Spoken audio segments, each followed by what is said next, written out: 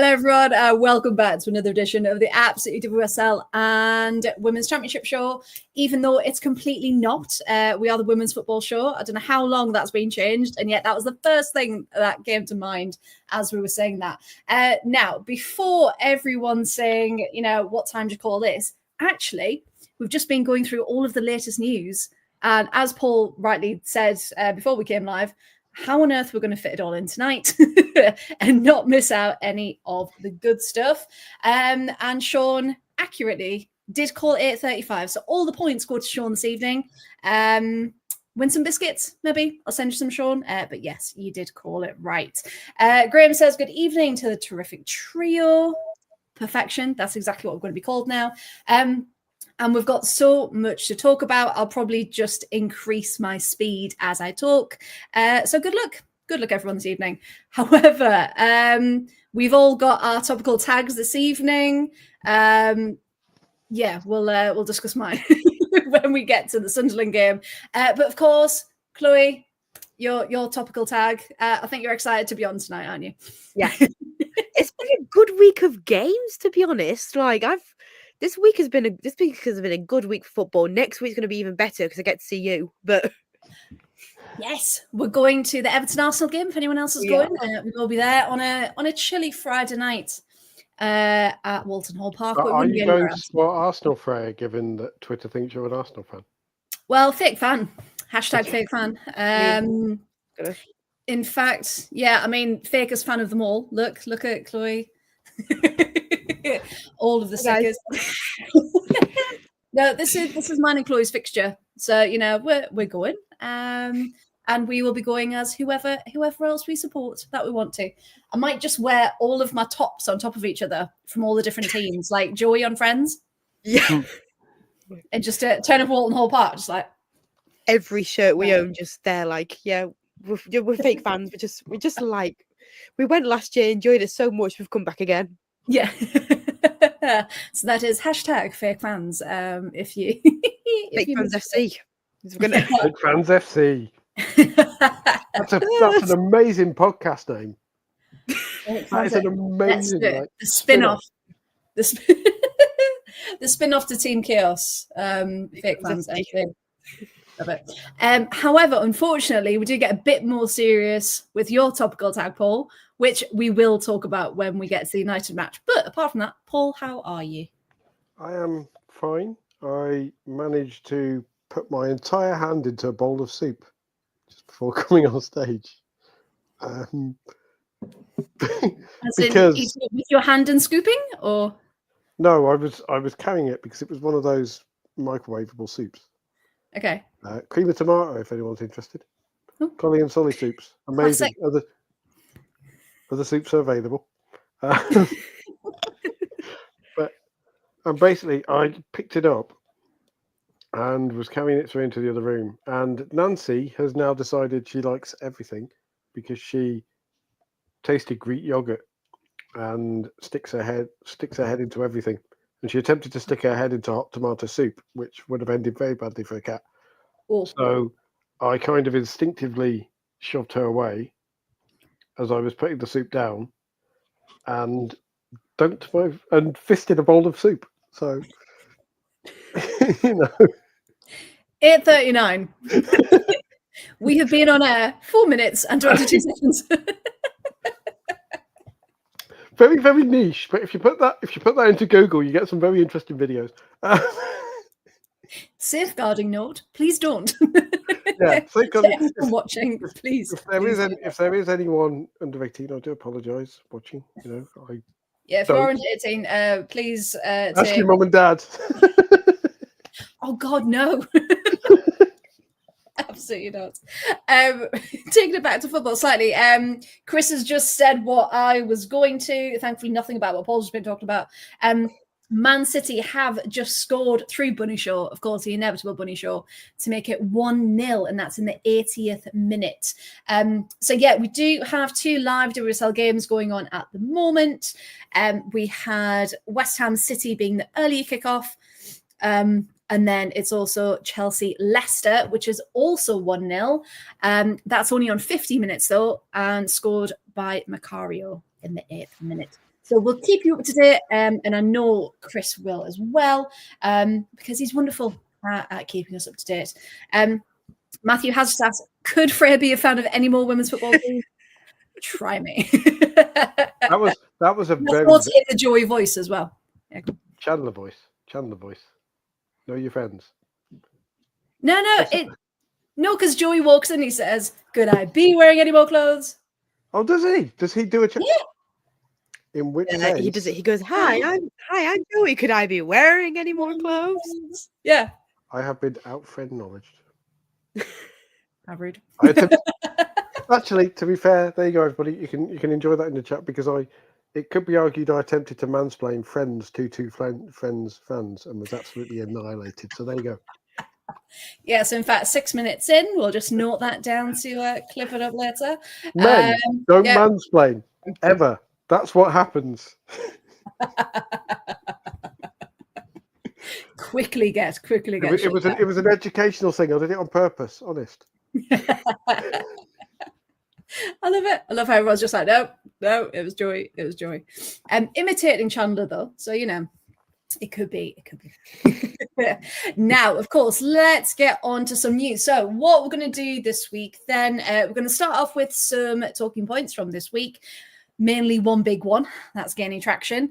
And then this week, we're going to shake it up. We're going to start with the Championship, best league in the world. And then we'll finish with WSL and predictions for the FA Cup this weekend. So if that all sounds good, let's get going. So the first thing, let's start off with some good news. Again, the news outlets know it's Wednesday that we're going to talk about it.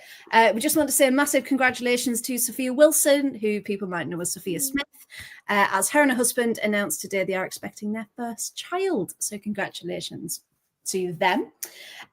Also, news came through earlier. Britain are set to launch a bid for the 2035 Women's World Cup as well. How do we feel about hosting a World Cup? Is that something we'd be happy to see come back? Yeah. To our shores? No. No. Because I worry that by then, if it's run by the same people who run the WPLL, they will probably try and mess it up in many different ways. Probably. The one thing that annoyed me though, in the announcement, they said this could really pave the way for the men to host the World Cup again. Whoa. It's like I'm just going to leave you two with that one because, otherwise, yeah. Go on. Oh, get them, Freya. Get them, Chloe. Come on. We all riled up. Well, if people keep telling us that the women's and the men's games are so different, then suddenly it shouldn't matter. But let us have this thing. Let's not compare to the men. Let's not, open those doors for them. They can fight for it for themselves, right? But yeah, it was just that. Oh yeah, this could really help the men. Show that they're capable of doing it. It's like, again, the people in charge, they've usually got quite a low opinion of the women's game, to be honest. So if anything, I don't know, but I thought it was just a bizarre thing to compare it to. That the women, I mean, if it does, fair play. But yeah, no. Chloe, how did you feel about that being tagged alongside the women's excitement? It kind of dampens it, doesn't it? Because I read it at first and I was like, oh my God, that's so exciting. Because the Euros, when we hosted the Euros a couple of years ago, that was so exciting. It was like, oh my God. And all the host countries as well hosted parties and everyone seemed to really get involved. And even the people who weren't women's football fans would watch it and they became women's football fans and developed a passion and an interest in the game because it was always on, in a weird way you couldn't get away from it, and it was so exciting and I loved it because it meant more accessible games for me, i.e. the North. We had games at Old Trafford, the Academy Stadium, Lee Sport, so that was 3 venues I could go to. Always a bonus. Sort out Lionesses, get more games up here. But so I was really excited about it. So I was like, oh my God, more football in England. Like, that's so exciting. And then it was like, oh, to try and get more men involved. I was like, oh, great. Way to put a dampener on such a good bit of news, a good bit of that made everyone go, yes. Just like, oh yeah, just more something else that the men can do. However, quite nice if women's football is then paving the way. Like, we got it first. Yep. It should be quite nice. But yeah, but we'll stick to the positives. So Britain are going to launch their bid. So we'll see England, Scotland, Wales, and Northern Ireland joining forces for the bid, with games being held across the home nations. So there we go. Now, 2035. Yeah, pod road trip. Yeah, pod road trip. Yeah, we can absolutely do that. Absolutely do that. Hey, hey, get that branded in. That's depressing. I'll be 50 by then. It's all right. We can bring Zimmer frames. It's okay. You know, I'll be 35. I can stave off my life. I can stave off the inevitable approach of the grasping void. Sorry, I was just trying to the tapping footsteps of the. Sorry, everybody. This is all done with tapping footsteps of the next World Cup. This is all done with tongue in cheek, by the way. I'm not actually miserable. You know, just to be clear. Nobody worry. I love how everyone's putting their predicted ages in now. It's just like I'm not even going there. I don't I'll want be to. 35. Prime of my life. Hey, you're just about reaching the end of your football career. Aren't you? You know when you genuinely can't remember how old you are? Hang on. Sam, get the recorder going. Freya forgets how old she is. She's so old, she's forgotten how old she is. It's a genuine thought process. Just shouting from the room, Georgie, how old am I again? Georgie, remember when we went to school on the pterodactyl? How long ago was that? Oh my God, someone let Blink 182 know that the song's true. What's my age again?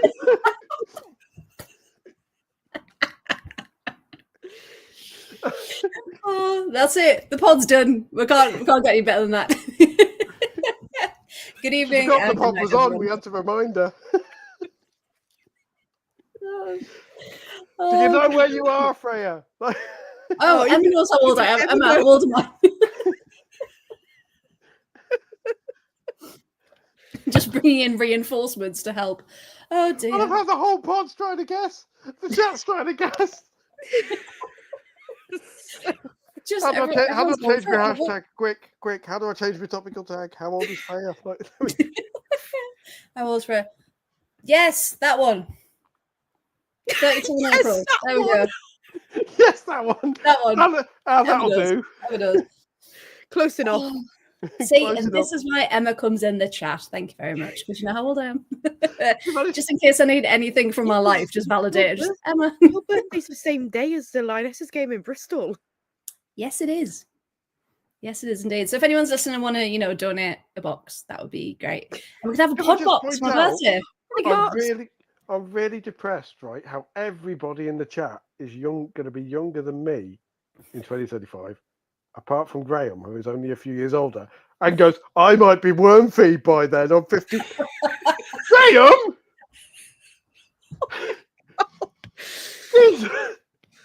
Just Graham shuffling along for the next match. The pair of us will be sat there. Come on, Grandad. Stadium's this way. Yeah, we're going to the football match, Paul and Graham. You remember, don't you? Football. We'll get the oxygen tanks out because the seats will be right on the rafters. Like. Get them a Bovril. That's what old people drink. We will. Oh, through all of that chaos, Chelsea is now 2-1. So we had Macario opening scoring in the 8th minute. Aggie Beaver Jones. I just saw in the chat. Matthew said proper strikers strike. That was in the 51st minute, and then Mamiki for Leicester has got one back in the 55th minute. So it's currently on 60 minutes. Who knows what Leicester might pull out of the bag next? West Ham have just scored as well. Yes. 1-1.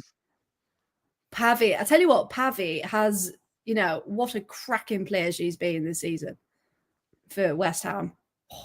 That in the 91st minute, and it's currently in the 93rd. That's a massive point for West Ham, annoyingly. But we're going to talk about how awful Villa are in a sec. But yeah, that was going to be good that they weren't going to get any points. However, another point takes them further out of the league. Right. We'll keep you all up to date then.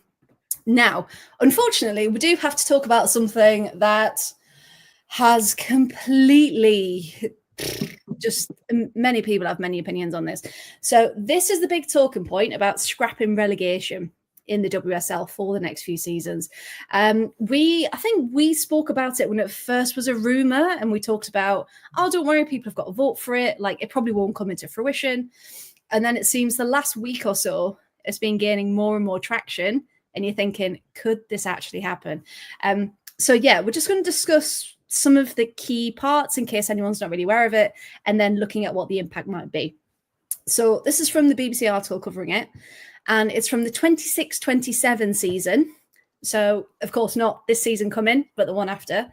They're talking about getting rid of relegation temporarily for 4 seasons, okay, in order to expand the league, allowing a new team from the Championship to be promoted each year, to ultimately have 16 teams in the WSL and in the Championship. Okay. Now, people are saying it's not just going to be the effect on the top 2 leagues. It's, of course, going to be felt further down the pyramid.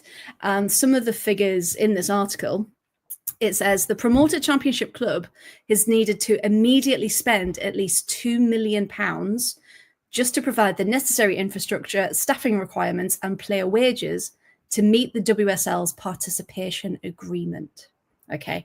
Now, we've seen teams yo-yo up and down the last couple of seasons, and that gap, if anything, is widening, isn't it, between the top and the bottom? Now, I'm going to try and play devil's advocate here because we know what would happen with this relegation, but could it be beneficial if clubs could see there was a safety net of no relegation, so their money will go,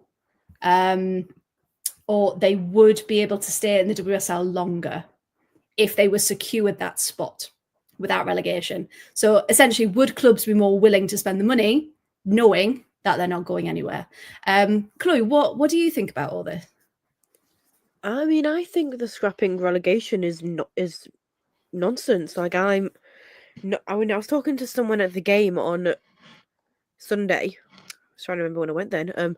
I was talking to someone about the game on Sunday, and because they do that in the NWSL, don't they? Like, there's no relegation in. Yeah, close league, yeah. We were saying how in the NWSL it only really gets competitive in like the final couple of games, when they're about to go to the playoffs, and that's when that fight and things like really start, and it's a bit boring. I'm happy about the NWSL last season, obviously, because the Pride won, which is always good when your team wins. But it's not competitive at all, and you like that competitiveness. You like the type of the little mini scraps. Like, I mean, when Rachel Daly still played for Houston, Rachel Daly versus Marta was one of the best scraps I'd seen in my life. That was a corner flag when they kept moving it, top tier TV. But I just think there's no competitiveness, and from the Everton point of view, we don't have the 2 million to spend to keep us up type thing. Like, we're technically considered one of the big clubs because we're getting investment now, but come like 2, even maybe 3 years, we don't have the 2 million to spend just to keep us afloat. We don't have that, so it seems a little bit pointless for us as a team just so we can stay in the top tier of football. Like, it's just, and plus you like that little scraps. You like how competitive the league is now. Like, if there's no relegation, it just won't have that same type of feel. It just won't have that same, we're just playing now. There's no like actual fight. Like, the top teams, who's going to win, for who's going to get relegated, that type of, or it's changing every week, who's going to do this, who's going to do that. It's just going to be like, yeah, I'm not bothered. Yeah, you want the surprise, don't you? Paul, before I come to you, I'm just going to read a couple of the comments from the chat, because thank you everyone for getting involved. So we've got Rosa in the chat. Rose Talks Ball, thank you very much. No, they would not. If there's no incentive for clubs to invest, they won't. Unfortunately, the reality for most clubs is that they are still an afterthought. Yeah, and that would be a massive issue, because we've seen, some clubs, even to this season to date, they're not willing to put the wages up. They're not willing to do more than the bare minimum for their club to be involved. Sean's put, imagine if it does go to 16 teams, the fixture congestion would be a massive problem. Yep, because we've had complaints, the last couple of seasons, haven't we? Matthew's saying that you need both promotion and relegation, because as Emma said, the gap in quality would be massive. Also, it would massively affect grassroots women's football and the lower leagues as well. Yes, good, because if you've got more spaces and more clubs being promoted, then the movement up the pyramid is maybe too fast for the clubs that don't have the money to keep them afloat in the upper leagues as well. But Graham's rightly said, when relegation is reintroduced, however, it's still going to be a yo-yo effect for the future teams coming up. So it'll be a closed shop pretty much, like the men's. And Emily's saying, well, yeah, on the other hand, if there's no threat of relegation, just like Chloe was saying, they won't be motivated to invest. So it's strange, isn't it? Because people with different opinions, some are saying, well, if there's that security of, okay, well, here's a 5-year plan or a 4-season plan. This is the money we need. This is what we need to do. Let's stay up. Let's make the best team we can with that security that they're not going anywhere. But then other clubs, you're absolutely right, might say, well, we're not going anywhere. Why should we put more money in? Paul, we've had a lot of different viewpoints. There's a lot of different articles going around. There's lots of different podcasts even, discussing this. Where do you stand on this? I agree with what appears to be the vast majority. It's a stupid idea. And I had to edit that because we're technically still before 9 o'clock. Only for 3 minutes. Don't worry. For 3 minutes. But I would like to use the wording of Catherine Batt, who writes for The Telegraph now, who is one of the best women's football journalists out there. We like Catherine a lot. And on the day she came out with an article that literally said, abolishing relegation would be a betrayal of everything English football stands for. Mm. And I was just sat there and I tweeted about it and I was just sat there like, yes, finally, because women's football media tends to be fairly, they will criticise a bit more now, but they're fairly gentle. Like, I think we're definitely among the harshest in terms of actually openly criticising. Yes. So it was really nice to see someone use that level of language, because it's pretty strong words, a betrayal of everything. Really powerful, yeah. But it's absolutely accurate. Like it's like Emily says, if there's no threat of relegation, why the hell pay to avoid it?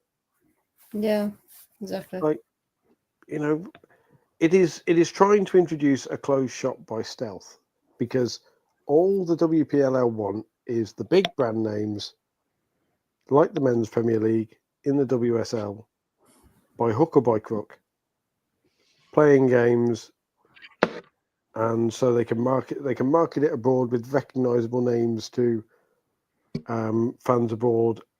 And you've got the American approach from Nikki Doucet of, these are the brand names that I recognise, these are the brand names that people in America will recognise. And to be clear, that is not any disrespect to WSL's international fans at all, because as we've seen, we had Crunk from the Shades of Blue Network on. They are passionate, they're amazing, they have to work arguably harder than we do here in England to follow their teams, and yet they still do so. So they are a huge asset to the league. Mm. But one of the things that attracts people to English football is the drama of promotion and relegation. Football in general. some of the greatest story in women's, and I know I'm slightly biased here, but the greatest story in women's football, without question, was Coventry United's Great Escape. 10 points back, and I am biased, and it doesn't get talked about as much because they got moved to rugby, so it's kind of been moved from history.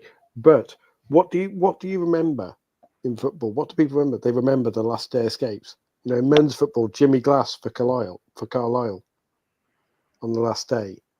Everton have had a few narrow escapes in their history, for example. Graham Stewart scoring. It speaks to people. It's the triumph and despair of it. And sorry, but people, WPLL saying, "Oh, it'll encourage people to invest." Some of these owners don't give a shit when there is a danger of them losing their money, and they need to invest to avoid losing their money. So why would they give a shit if they know their money? If they know their teams are safe?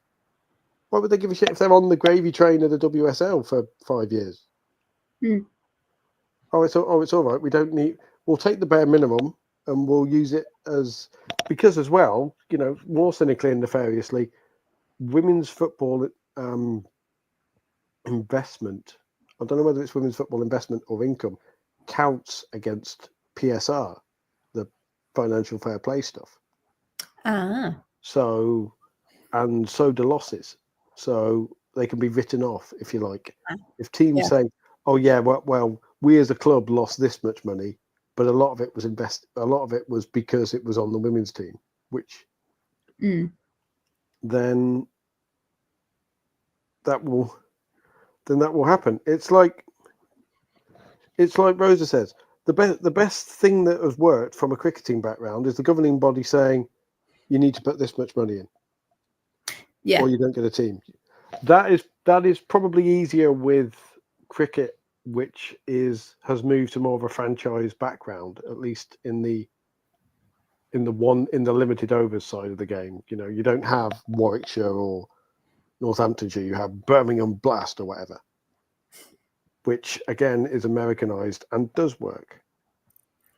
But with the WSL, next we'll be having, Nikki Doucet going, right, we're going to, in order to more uniquely rebrand the teams, we're going to call the teams the Liverpool Scousers and the Everton Blue Scousers. Give them a new nickname to really, we'll call them the Red Scousers and Blue or the Liverpool Liverbirds or something. Resonate with the fans in the background and all of this, and get new merch printed up. You can see that's exactly where it's going to go, and it's not going to work because, like you said, everyone, we're looking ahead to the championship already. That final day is going to be incredible. All of that drama. Well, last year was as well, wasn't it? Because we didn't know who was going to win or who was going to get relegated, and that was fantastic. There was so much jeopardy, and you just think that's exactly why people are watching. And like we were saying about those closed leagues, if you reduce that competitive risk, it's just like, oh, okay, I'll watch it back. There's no urgency to know what's happening, is there? I've just put it up there, but is Michelle Kang behind us? Actually, Graham, it's funny you should mention that. Apparently, the person, one of the names that has been linked to it is Spurs owner Daniel Levy, who has mentioned many times that the American system would encourage investment in teams. It bollocks, Daniel. You don't put any money into Spurs really anyway. Yeah. And you wouldn't if you need more money. You might put a bit more in, but all that will happen then is Chelsea will throw more money at it. Arsenal will throw more money at it.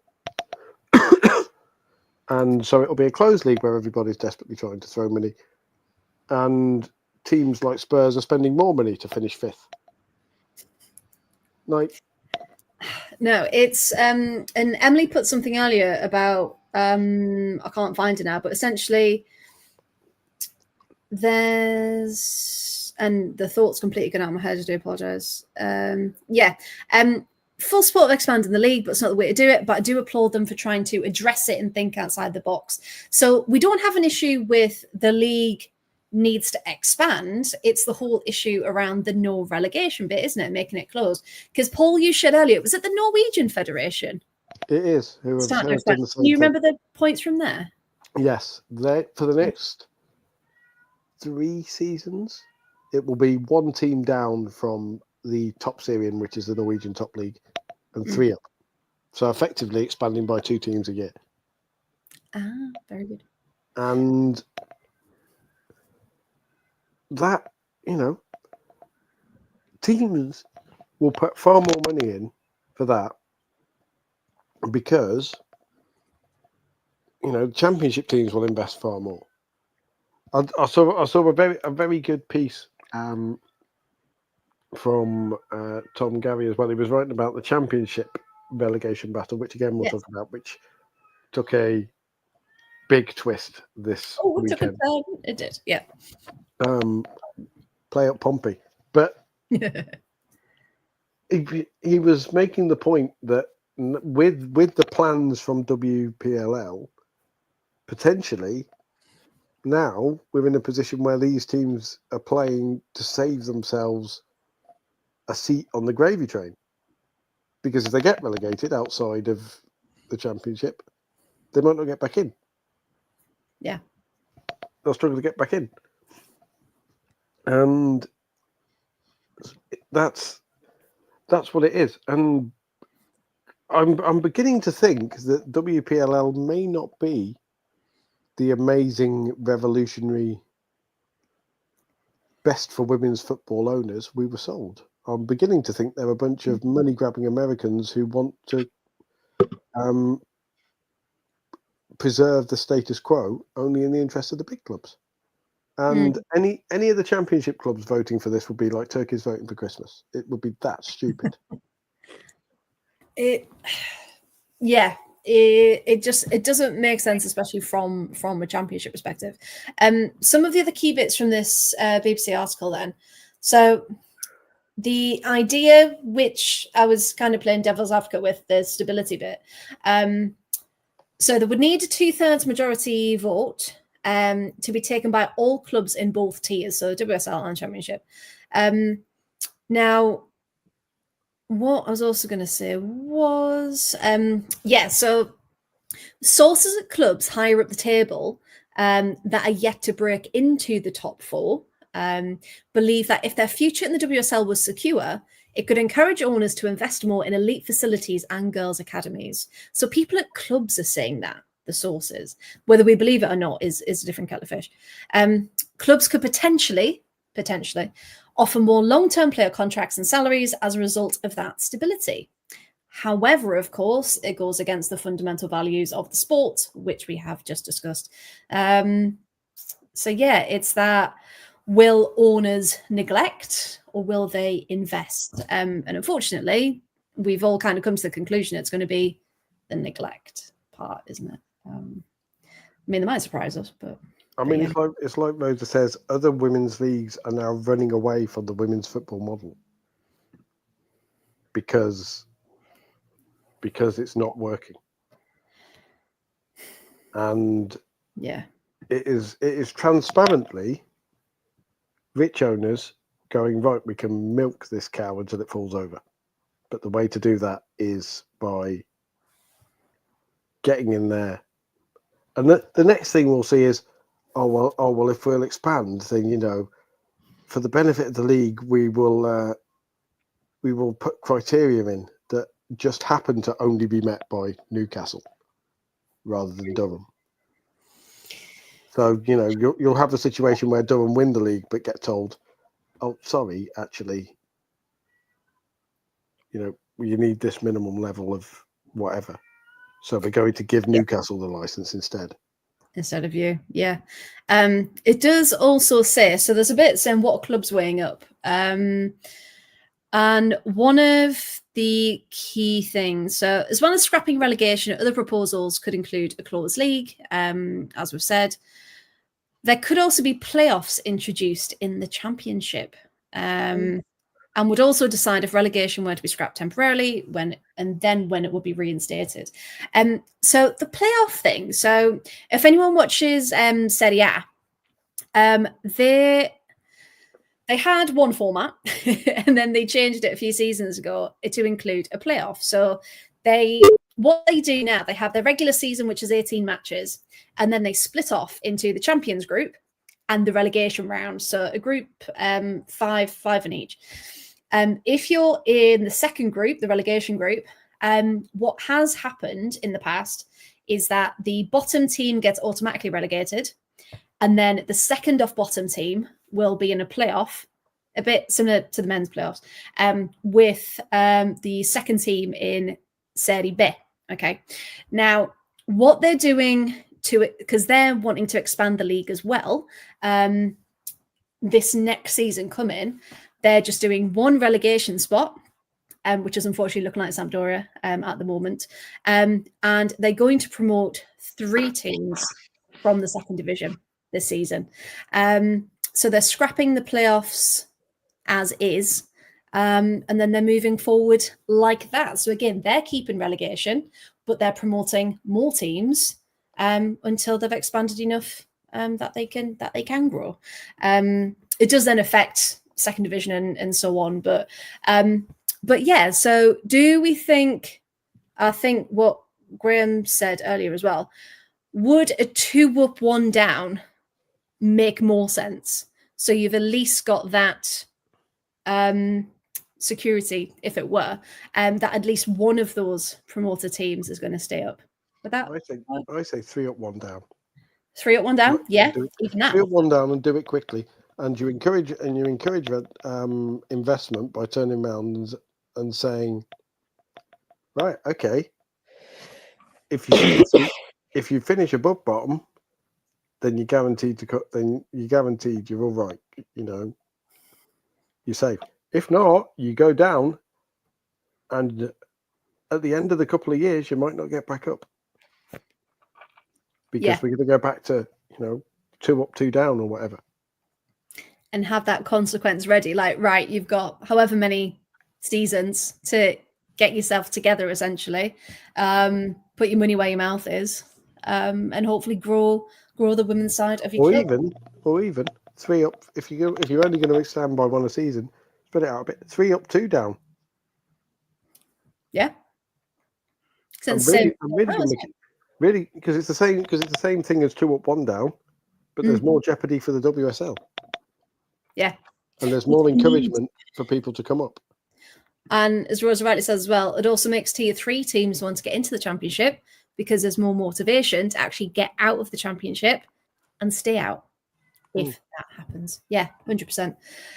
It's so frustrating because the people who are making the decisions, it doesn't sound like, yes, they've got to get the opinions of the clubs and whatever, but hopefully this kind of outrage around it has made them rethink. It might not, but hopefully, because we can't lose that element of the game, can we? It's going to be soul destroying if they take that out. So yeah. Any final thoughts before we move on?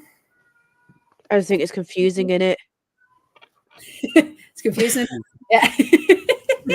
Yeah. I think it doesn't help that no one's actually come out from the WPLL and said, this is what we want to do.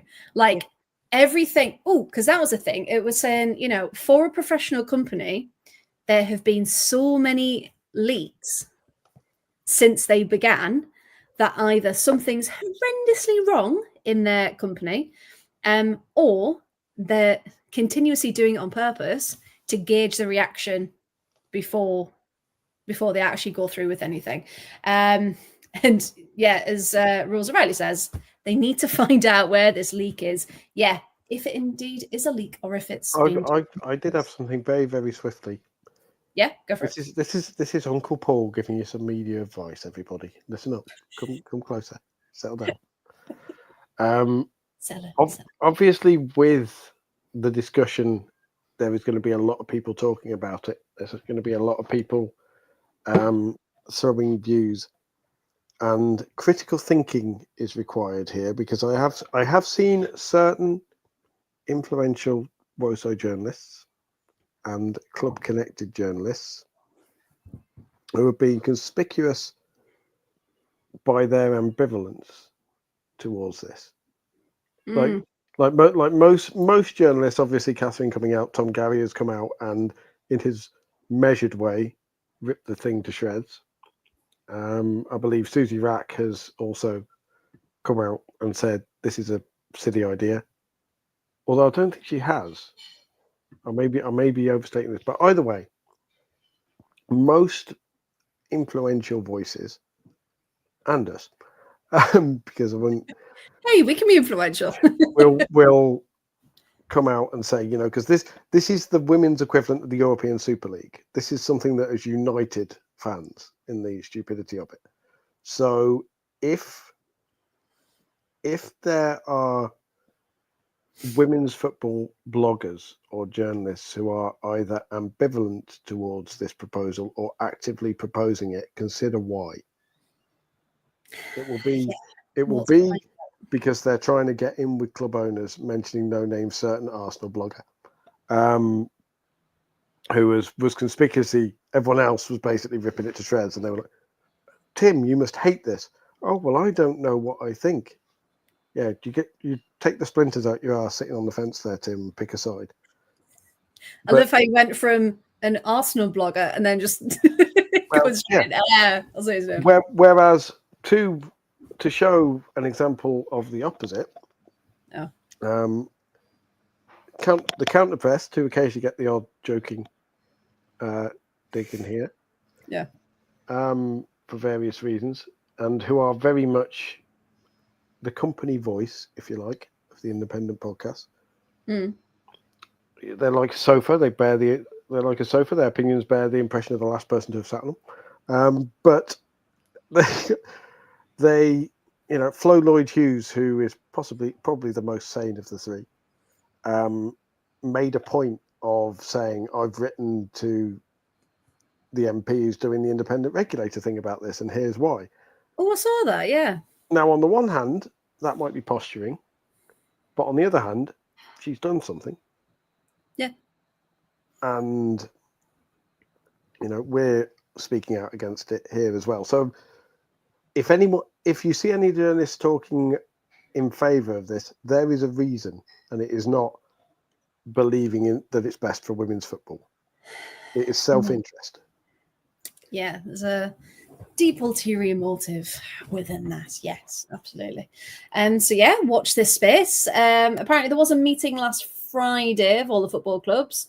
But if anything is to be decided, remember they need a 2/3 majority for this to be passed.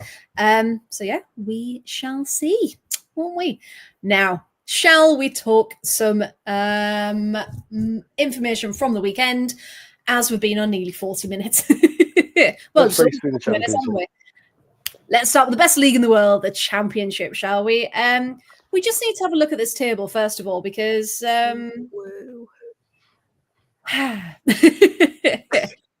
now Birmingham City. Now we're gonna talk about all these matches. But Birmingham City have just done enough this weekend to put them just out of reach of London City, who got a point. Sorry, Graham. So actually, the first one we'll come to then. We will talk about Birmingham. Chloe, will come to you if that's all right. So this is Blackburn Rovers 0, Birmingham 2. Birmingham are just. Hang on, let's get this up. Wait. Away from home, 2 goals, massive points for Birmingham to keep them top. Talk us through this, please. It was, but also the confusing thing about the Championship is that one team doesn't play a week, so it's always trying to figure out who. Who am I looking at it like? It's a weird table in that fact that someone's always not playing, so it's like it's always going to be weird and not right. But yeah, well, it's the fact it was match day 16 and no one's played 16. I know that's the confusing part. I was looking at it like. But yes, Blackburn Birmingham, to be fair, it was a pretty good game. But obviously Birmingham are just absolutely elite at this point. They are unstoppable. It was. Let me just find my notes. Get the right tab up. Oh, we've got notes. Yes, good. We have got notes. Woo. Sensational notes, if I do add, and maybe even added my own match report in for the WSL. Ooh. She's that person. Oi. But yes, so it was Lucy Quinn, Quinn. who Lucy Quinn, not to be confused with Louise Quinn, for who they both play for Ireland. That's always so funny. Have you noticed that on the Ireland shirt? They both say L Quinn. You're like, who's that? They might as well just have like Louise and Lucy on the back. Like, Yeah, like LU. LU and LO, yeah. LU and LO, because they both just say L Quinn, and it's like, which one? The tall one? Yeah. It's also on some of the streams are quite dodgy. No, you can tell by hair color, but on some of the streams you can't really see. So I'm like, I just think L Quinn. I'm like, I don't know who that is. The one who's terrifying and the one who scores bangers. That's how you tell the difference. Take your pick. No, she scored in the first half, and to be fair, really good goal. She met. I'm gonna apologize now for pronunciation, as I always do, because I will mess it up. Hey, we learn. We're learning here on the pod, don't you? And as I had to write today in my cover letter, I like to learn. I like to learn, so teach me the ways of pronouncing names, please, and thank you. So Quinn met Ashanti Akpan's ball and slotted it past Alex Brooks. Not that one, a different one. Not the guy from the last leg. Because everyone's got the same name, apparently. They haven't. That was Alex Brooker. Alex Brooker. Well, turns out I know nothing. Bye, guys. Hey, the way you respond to that is just asking me where Julia Bartell's from. That's been fun. No, yeah. What am I about? I don't even know. But 2 minutes later, Rovers almost equalised with the captain Taylor Toland, who crossed the ball quite nicely to Niamh Murphy, who then just headed it wide of the net, which, to be fair, is a little bit tragic, because if that had gone in, the classic football cliche, if that had gone in, it would have been great, but it was like so close to the net, and it was like, oh, it was quite tragic. But then Amy Merricks doubled the visitors' lead in Lancashire. Obviously, Ewood Park, where they now play. Whoop whoop, literally down the road. Don't like Blackburn. It's big Preston fans, but story. She then passed through to Quinn, who was played in by Tegan McGowan, who just fired the ball past Brooks, and what a goal that was. It was superb. Oh, yes. I love you, but did you just say Amy Merricks doubled their lead? No. No. Or did you say Amy Merricks' side? Yes. She said Amy Merricks' I don't know. I'm not very well. I've told you I'm not. It's like Amy Merricks put her boots on. I have actually written here. Manager of the month. This is why. I have actually written, and I can confirm this. Amy Merricks' side. Okay. No, I've genuinely have written that. Do you know what it was? I was trying to be clever, and it's really backfired massively on me now. I was trying to be really clever and show that I know stuff, and I know like who the manager. I was trying to prove that I'm like I can be really clever. When a Ryan, now it's just really backfired on me. Because... We love you, Chloe. You keep going. Don't worry. I was trying to be smart. Okay, you're award-winning. Award-winning content right here. Oh no, my issue was I was trying to be smart, and I was like, oh, we'll just put the manager in my notes. Nobody's gonna see, but I'll think I'm really like top dog, really clever like that. And now it's just really backfired on me because I've fully misread my notes, and it's just really like, hey, it's fine. Don't worry. We'll talk about a tambourine in a minute. Like it's fine. Don't you worry. Rattled. Hashtag rattled. Oopsies. Or I probably meant to say Quinn doubled their lead. I don't know what I was trying to say, to be honest. I can read my full... Quinn got a brace. Yes, you did. Lucy Quinn. There we go. There you go. That's what I meant to say. My note said Amy Merricks' side doubled their lead through Quinn. There you go. That's what my note actually says. That works. Yeah, I don't know. But anyways, Blackburn won 2-0. There's a short story. Blackburn won 2-0. They did. Oh, for God's sake, I'm going home. I'm going It's home. going well. It's going well, everybody. If Blackburn did win 2-0, that would have been even more. Guys, I don't mention I'm not very well. That would have been some comeback. Oh, we love you, Chloe. We really, really do. Yeah, imagine both Quinn goals were ruled out and then Blackburn just come back. They were 2 own goals. God, I'm trying to be Yeah, smart. your own goals. Maybe I should just stop trying to be smart. This is what happens. No, we love you, Chloe. And you know what? You did your research. You put it all together. So we applaud you. Thank you very much. Yes, I tried. Now, because Birmingham won, we did have the table look momentarily, but let's have another look. So Birmingham are leading 32 points right at the top. London City, of course, just trailing, but they do still have a game in hand. Remember, as we were talking earlier, not all teams have played. Some have already had their 2 rest weekends, and some are yet to have them. So this is all going to change within the next couple of weeks, because there's nothing much between them at all. So the next one we're going to come to, I'll talk about the Tambourine now. If anyone saw on Twitter / Instagram earlier, I was doing a bit of prep for my game because I'm going to talk about Sunderland 2, Durham 0, which has put the proverbial cat amongst the pigeons for this title race. However, I was doing my notes, and every time I typed Lambourne for keeper Demi Lambourne, it changed to Tambourine. So for the rest of this match report, if I say Tambourine by accident, autocorrect has done me dirty.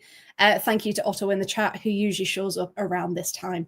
So let's talk about it, shall we? So this was Sunderland 2, Durham 0. It was at the Stadium of Light, which is always a fantastic occasion. And it looks like Durham might have just slipped out of that title race with this defeat, because unfortunately, they never really got going at the Stadium of Light. There were just over 1,300 fans there, which again is really, really good attendance. To see Sunderland claim those 3 points and to stay in and amongst that chaser group that we can see splitting off there. So what an opener. I don't know if anyone saw this, but Libby McGuinness, the fantastic youngster, it was right on the half-hour mark. And Katie Kitchen, we sing her praises every week, but back again with a fantastic run down the right-hand side. She crossed. Now, Lizicki, who, again, we talk about all the time, Lizicki was chasing her, and she got the ball to curl around her. It was really, really impressive. And ahead of Sarah Wilson as well, for McGuinness to run onto and caught the cross on a volley. So with her right foot, she made it 1-0. It was fantastic. Now, Kate Kitchen almost made it 2-0 when she was able to convert Emily Scarr's cross, but the shot hit the inside of the post, and instead of ricocheting into the net, it then bounced back out, which was absolutely gutting. So it could have been 2-0. Now, Durham did call Demi Tambourine into action for the first time moments later, causing the Sunderland keeper to have to really stretch for it and tip the ball over the crossbar, because Lambert's shot definitely looked like it was going to dip just in time to make it over the line. Now, so it went in 1-0 at halftime, and minutes after the restart, it was the perfect start to the second half, because Sunderland's corner found its way into the box. After a short scramble, Stapleton was then able to send it back in for Amy Goddard to get it over the line at 2-0. Now, some Durham fans, again, I don't know if people have seen this online, were a bit aggrieved that goal stood, because it looked like there was a foul on Riley Foster in the build-up. However, on the replay, she'd already dived for the first shot. She'd parried the shot away for the rebound, and that's the one that Amy Goddard was able to convert. So she was already on the floor, and then it looked like, as everyone's trying to scramble into the goal mouth to get the ball across, everyone's just kind of piled on top of each other. So that's where it came from. So it wasn't a foul in the build up to the goal. Everyone just ended up in a heap on the floor. But after the ball had crossed the line. Now, Durham did have a chance. So they came back to life in the second half when it mattered, those last 10, 15 minutes. Beth Heppel, of course, we've seen what she can do, delivered a free kick from a very dangerous position on the edge of the box, and again, forced Tambourine into a crucial diving save to keep a clean sheet. The visitors ultimately did look much better in that second half. Crosthwaite probably had their best chance of the half, trying to capitalise on the space she found herself in, but the strike went straight into the hands of Lambourne / Tambourine, and unfortunately just couldn't do anything with it. So yeah, they'll be really disappointed that they couldn't even go toe-to-toe with Sunderland, but unfortunately, the lasses, it was just their day. So yeah, a massive 3 points at the Stadium of Light for Sunderland there. Right, Paul, we're going to come to you next. We're going to talk about Pompey. We're going to talk about them. Their first win. How exciting is that? And not just a 1-0, not just a last-minute winner, but 2-0 against Sheffield United. Now, before I let you talk, let's have a look. Look at the bottom of that table now. Yeah. Portsmouth 5, Sheffield 6, Blackburn 7. So Pompey, who everyone thought, they're going down. Actually, Paul, have they got a chance? They've definitely got a chance now. They had to win it. Like this had to be the game that they won. If they'd lost this, they were down. Like unofficially, they'd have unofficially. To the point where national reporters like Tom Gary were turning up at Bramall Lane rather than the championship games. And it actually really pleased me because Catherine, who we mentioned earlier, she was at the Blackburn Rovers Birmingham City game. Yes. It's almost as if national reporters have started to notice with the WSL being not necessarily the most competitive league up at the top, despite the results this weekend. It's interesting that now influential journalists are going, right, okay, we will make the choice to go to these games because these are huge. These are legit season-defining. Yeah, the action's happening, yeah. And they were Sheffield United versus Portsmouth. Portsmouth, as mentioned, winning 2-0 away from home at Bramall Lane as well. Yeah. They were helped by Everton loanee Izzy Hobson being sent off for Sheffield United after 34 minutes, justifiably, I think. It was one of those things where you kind of watch it and go, I'm not sure about this one. And I'm actually just watching the highlights again to see if I can, get an idea from it and see if I can work out why it was a red card. And it is a legit goal scoring opportunity. The ball's played through outside the area. The Portsmouth forward, I can't see who it is. I think it's Sophie Quirk is through, and she's clearly pulled back by Izzy Hobson. So, it's one of those where you go, yeah, okay, that's a legit red card. And then the whole rest of the first half was Portsmouth starting to press. And the second half, I don't know where Sheffield United, the first goal was a shocker back pass to Sheffield United's goalie, Fran Stenson, who hadn't come off the line. Portsmouth player nips in, squares it back, and then it's forced home. When I say forced home, absolutely hammered. Admittedly, it was from only 10 yards out, but it was one of those goals where Sophie Barker just clearly decided this is going in. I'm putting if necessary, I'm putting the goalie in the net with this one. Yeah, no one is stopping the shot. No one is stopping this. Absolutely hammered. The setup for that one, incidentally, was Evie McLaughlin, And then it all got a bit frantic because you could see how much Portsmouth desperately wanted the win, and they ended up out shooting Sheffield United 19-7. That's the first. Wow. Normally those are far the other way. Those stats for Portsmouth, and 10 of them were on target. So I don't know where this Portsmouth have been all season, to be honest. No. And then Reva Castley, 74 minutes, doubling the advantage for Portsmouth from centre back, no less. We love a centre back goal. We do. And then they just kind of played the game out. And the key thing, the bit I enjoyed the most, was just you could see the passion. It was almost like watching a team start to believe again. Because the body language has been very, not defeatist, but very, right, we've got to go out there and do it. And it's almost as if Sheffield United have let them hang around because they could have been dead and buried if the teams above them had actually won a few more games and not sat there. Yeah, definitely. But now, 3 teams within 3 points. They win next weekend and the other 2 teams lose. They're 2 places outside the relegation zone. Yeah.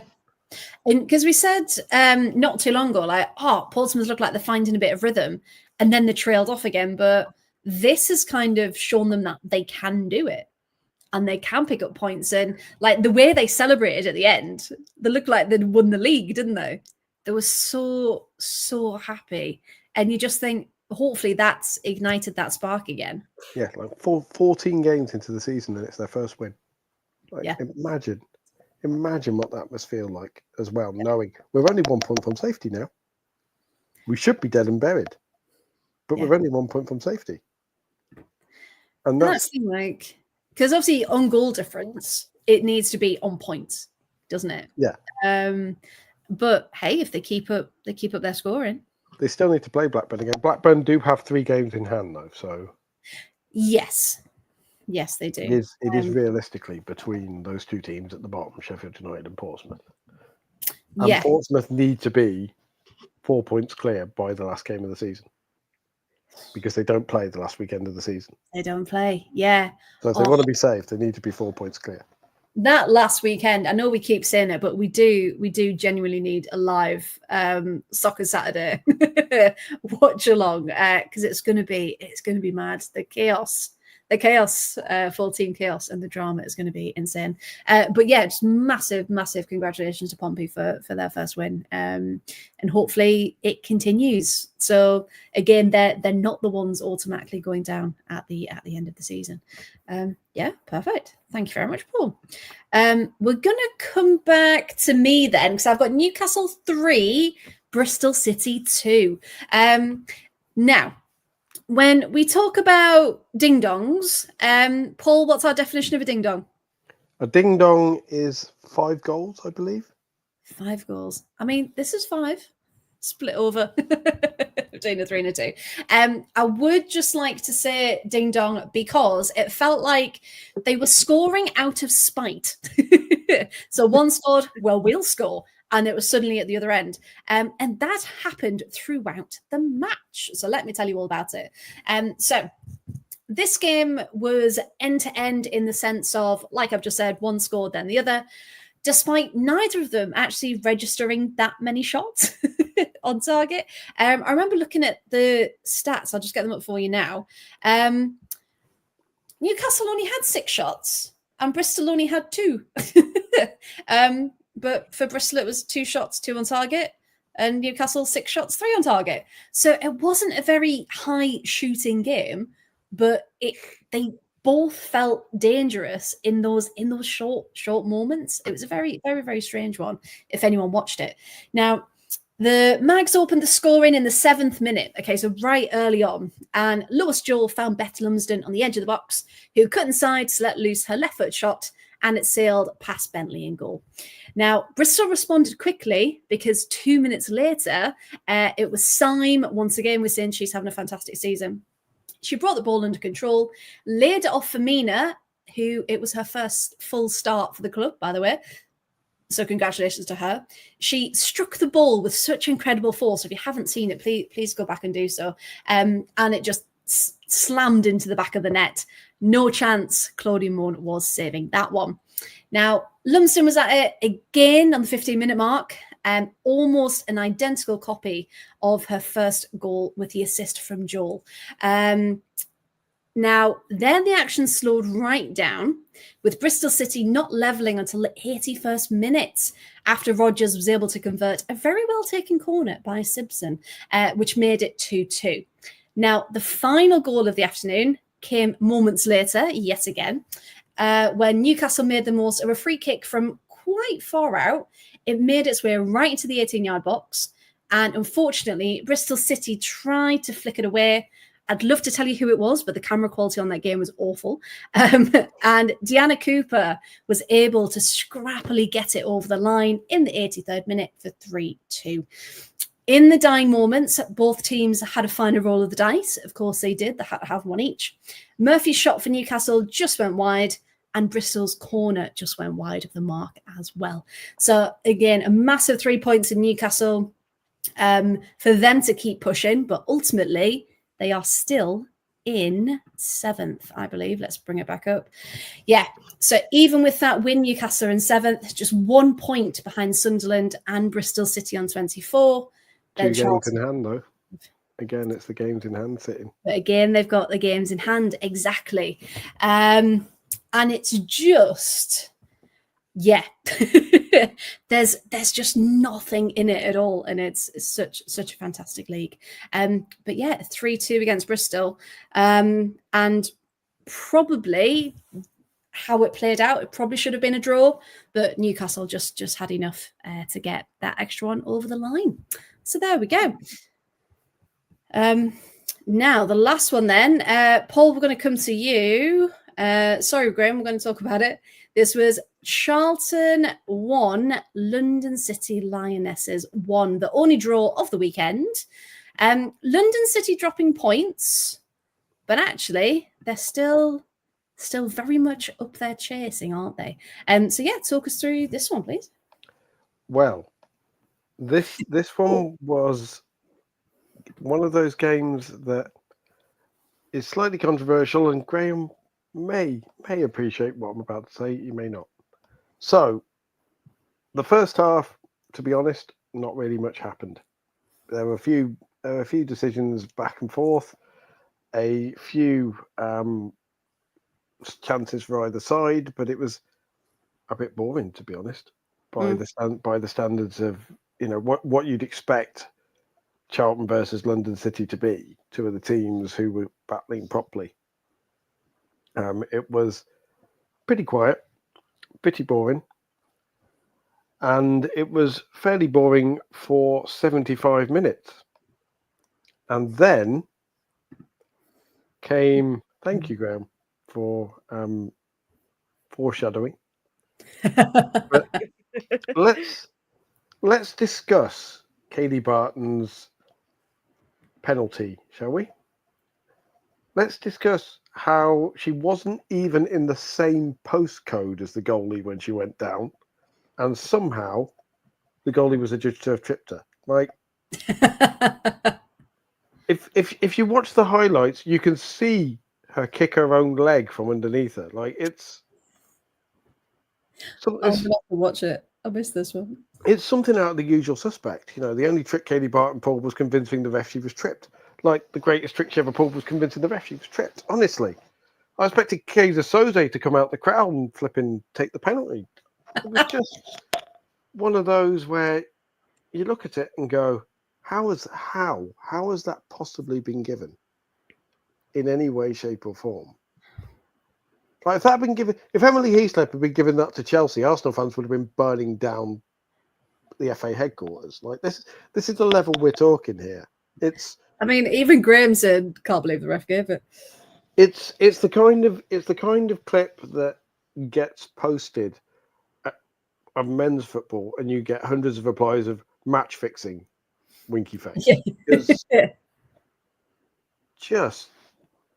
But anyway, I'm watching it now. I'll give my update. Oh, live reaction. Live reaction. There you go. You'll be able to see her face. We're ready, everybody. We're watching Freya. You know, this is kind of award-winning content. Oh, there's pressure now. Live reaction. I want to skip. I don't know where it's going to be. It's about So 2 minutes. Charlton had their chances. It's about 2 minutes in. About 2 minutes in. Yeah. If you skip to 2 minutes or 1 minute 55 or so, you'll see the build-up. Oh, right, okay.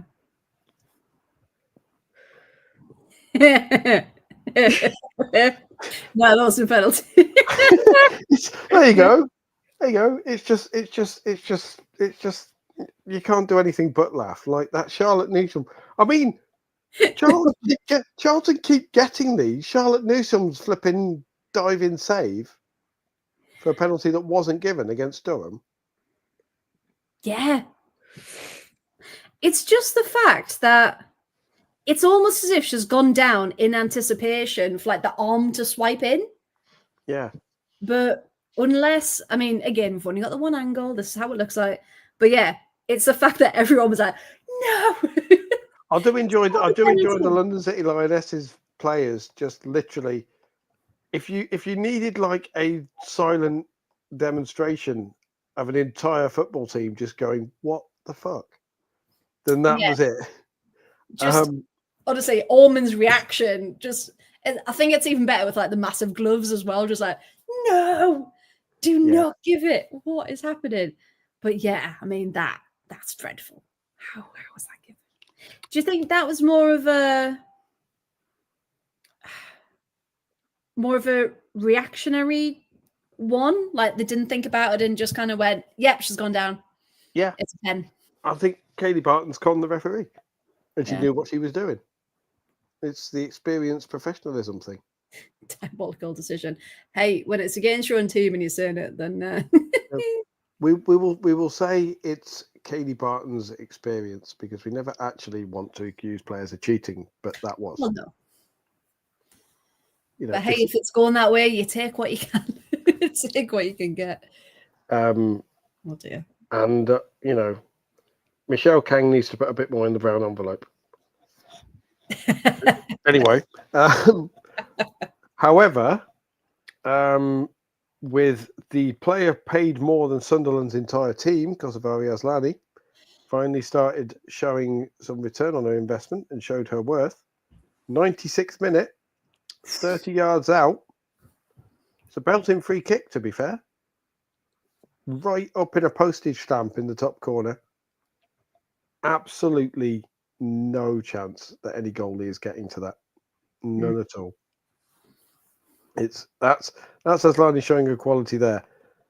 And as you say it, on the second replay, you'd have thought there was no chance, but it was actually tipped. The goalie did get to it and tip it in off the bar. So fine margins. Perhaps the football gods were giving London City a bit of help with that one. Yeah. There's a number of those I've seen tipped onto the post or tipped wide. Yeah, we know that penalty shouldn't have got in. Hey, here's this. But even the way London City celebrate right in those moments of getting the equaliser, it's like we're still in with a chance. We've still got a point. We're still up there. But again, it's that emotion that if we did take that relegation away, like you wouldn't have you wouldn't have it. Wouldn't have it, and it would just again, it wouldn't matter if there was nothing to play for. Portsmouth would just be like, oh well, we're still here. Yeah, it's a crap season and we want to win, but it would be so easy to give up. Yeah, especially when, I mean, we'll talk about it, but like teams like Villa who just can't seem to pick up any points at all. It would be so easy for them to be like, oh well, screw it, you know, we're not picking up points, might as well just turn up, not really try, because nothing's going to happen. And you'd hope for, you know, professionalism standards that they never do that, but yeah, it would just take off that desperation element that comes from it. So yeah, that's really, really disappointing. Now we have, thank you, Philip. So we have come to the end of our Championship match reports. Now, remember, because it's FA Cup weekend, there are no matches apart from those rescheduled. And we were talking about how Blackburn have played the least amount of games. Their rescheduled one against Charlton. Remember a few weeks ago we were talking about it. There was a frozen pitch at the Valley, unfortunately. Graham's even put no frost forecast, so we should be good. So this match has been rescheduled. Should have been from match day 14. Charlton Athletic versus Blackburn. And for Blackburn, it is a must win, or at least must get a point. However, Charlton probably should be winning that one, right? Sorry, we've just put the kiss of death on that, Graham. But, yeah. I said probably. I said probably should. Probably. Yeah, I mean, okay, looking at the stats, taking all emotion out of it, they should. Yes. But I will stop talking just in case there is a jinx out there in the wilderness. And as Graham Wright says, it's a must win for them too. Yeah, absolutely. Because Charlton, just one last look on 25 points. A win sees them move into third. Because of course no other matches are going on, so they could enjoy that third spot for a week, which would be quite nice, wouldn't it? So watch this space next week, and we'll be able to update you with all of that news. Now then, let's talk about the WSL, shall we? Yes, let's. Yes, let's. So what we're going to do, we're going to come to Chloe first because... Oh, no. Do you not remember what happened last time you came to me first? I feel pressure now.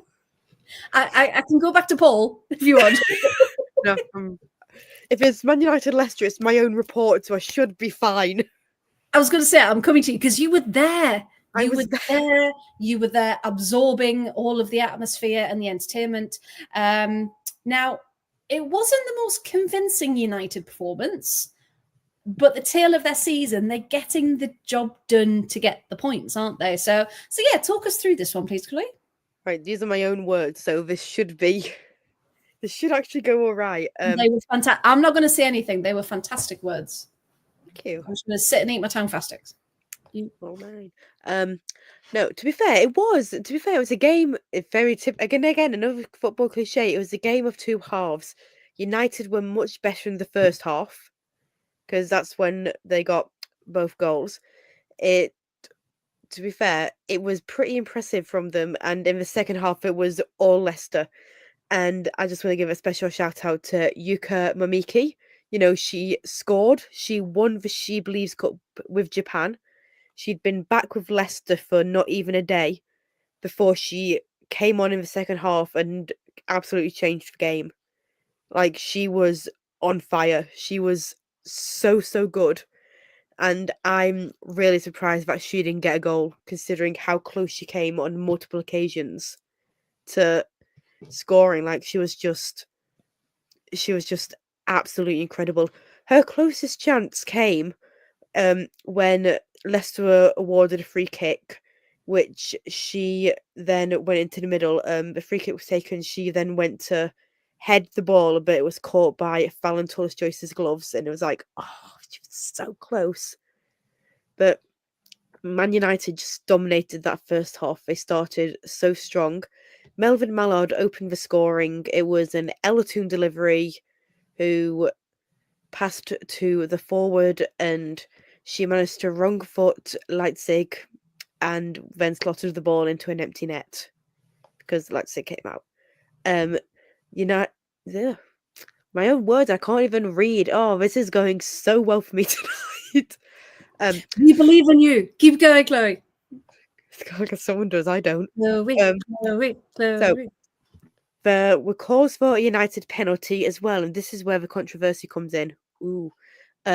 The ball hit Sam Tierney's arm in the box, but the referee was quick to rave the appeal away, and Mark Skinner was having words with the referee after the game. It was quite funny. He said to her she should be really disappointed in the decision, and I'm like, ooh, Mark, don't be squaring up to our ref now.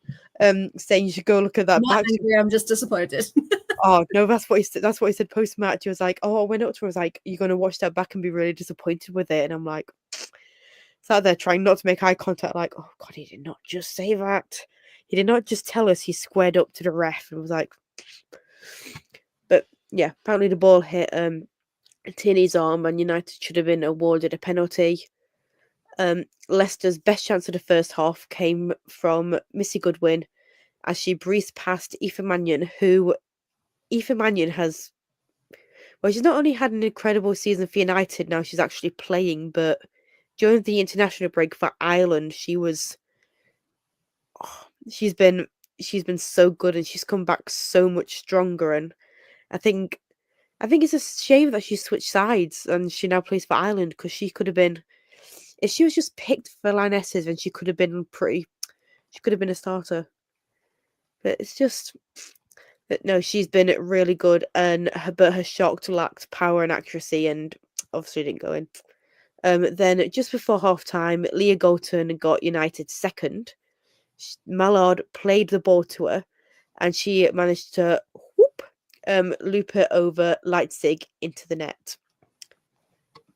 Was that in your match report? And it went.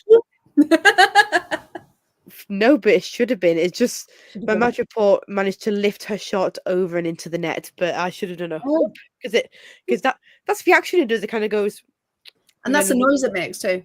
It does. It goes whoop. Do it again. Whoop. Whoop. There we go. It's like a notification on your phone, isn't it? Just a whoop. Look. There you go. Thank you. Smashed it. Yeah, it was. Just the.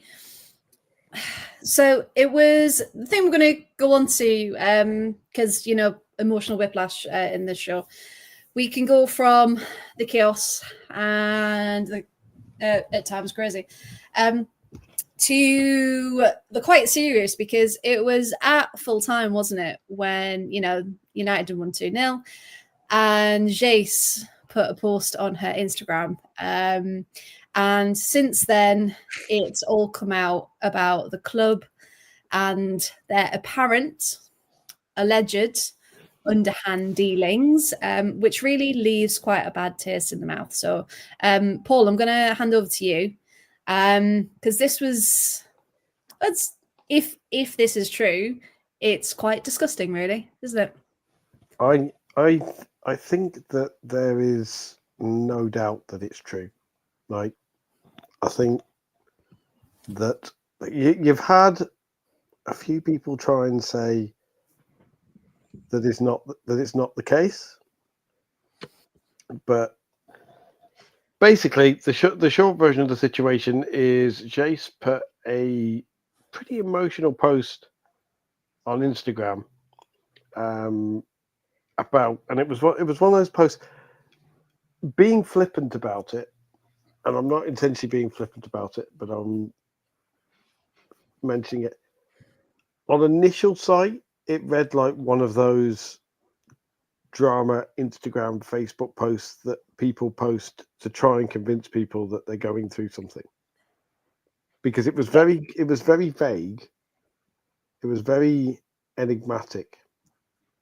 And it was all about, sometimes you find yourself in a place where you don't want to be and you have to keep going through it. Sometimes you're not in the right place. And I was trying to get it up, but I think she's deleted it. Which again adds another layer to the interest. Unless it was on a story, I didn't see it firsthand. It wasn't. Do you know who would have reposted it? I mean, there were a whole bunch of people who shared. Pictures. I'm trying to think who would have reshared it. Which accounts would have reshared it? I'm trying to get it. I think I think Catherine and Emma certainly shared possibly a link to it. Okay. And again, if it's one of those things, this bit, but yeah, it's interesting. It's interesting about Kujo there saying Jace letter more authentic than Chloe Kelly. Chloe Kelly's was very calculated, almost agent written. Jace felt a lot more like just a raw. I posted at the time. This is like a cry for help. Like, oh, I found it. Oh, I was going to say I've just sent it, yeah, but Oh, great yes. minds. Staying in a place where we don't feel happy is an agonizing and lonely feeling. Every day seems heavier, and the simple fact of being there becomes a burden. The environment, which should be welcoming, becomes a field of discomfort where inner peace is difficult to find. When we are not in tune with what surrounds us, the world around us loses its colour and energy. Sometimes the desire for change arises as an urgent need, but the fear of the unknown or insecurity about the future can paralyse us. However, it is essential to remember that we deserve to be in places and situations that bring us happiness and fulfilment. That's the only way we can grow. Yeah. Enigmatic is the word for that one. Very much so. And then, shortly afterwards, and again, it was Catherine Batt who posted it initially, which makes me wonder if this was slightly coordinated in terms of Jace kind of knowing that this had come out, or this was going to come out. And it was... The short version of it was Jace has had a rough time, to say the least, recently. Yeah. Over Christmas and early January, a family member passed away, her brother, who she was very, very close to indeed. And she was obviously given time off by Manchester United to fly back to Brazil and to attend his funeral, which any decent football club would do. Yeah. It turns out, allegedly, and we use allegedly to avoid getting sued by Man United's lawyers and no other reason, that Manchester United were attempting to loan her to an NWSL team without her knowledge. Which is I want to say it's obscene. Yeah. Like, this is a club that is supposedly a professional football club.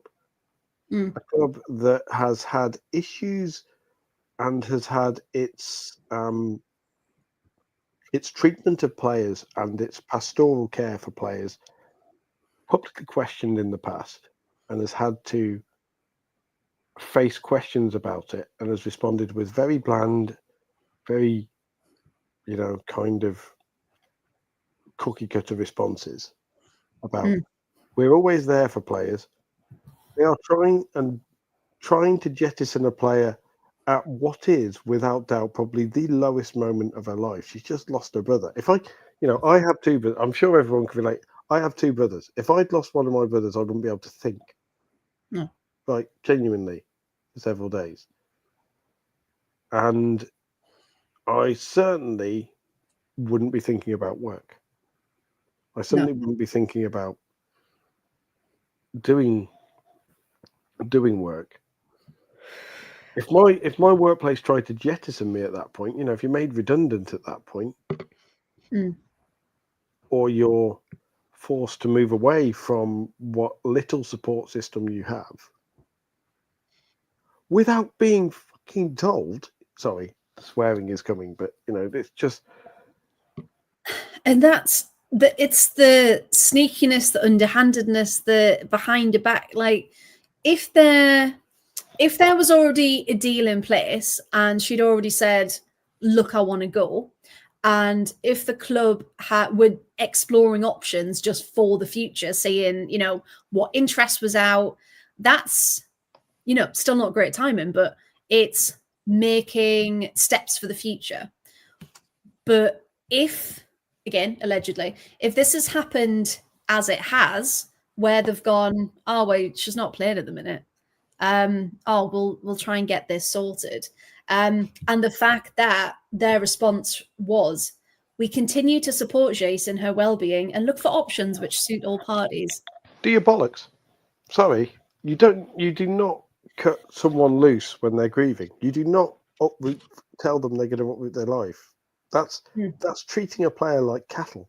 That's a betrayal of everything that a football club should do, and it would be abhorrent at any time.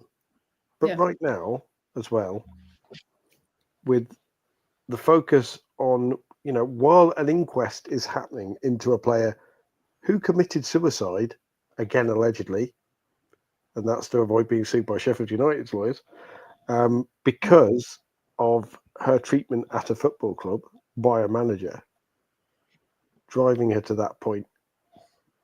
Yeah. Who the fuck do Man United think they are?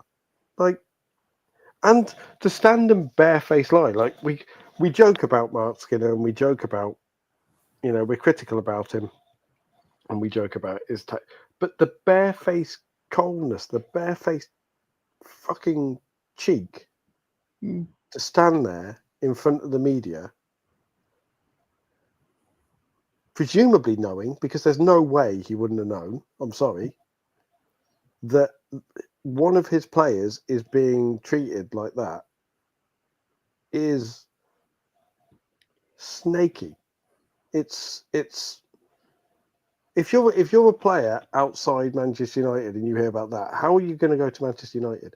Like all the bollocks that we see about the players being together and all that sort of stuff. Yeah. You see that and go, that could be me. Liz Turland sees that and goes, that could be me. Ella Toon sees that and goes, that could be me, easily. Yeah.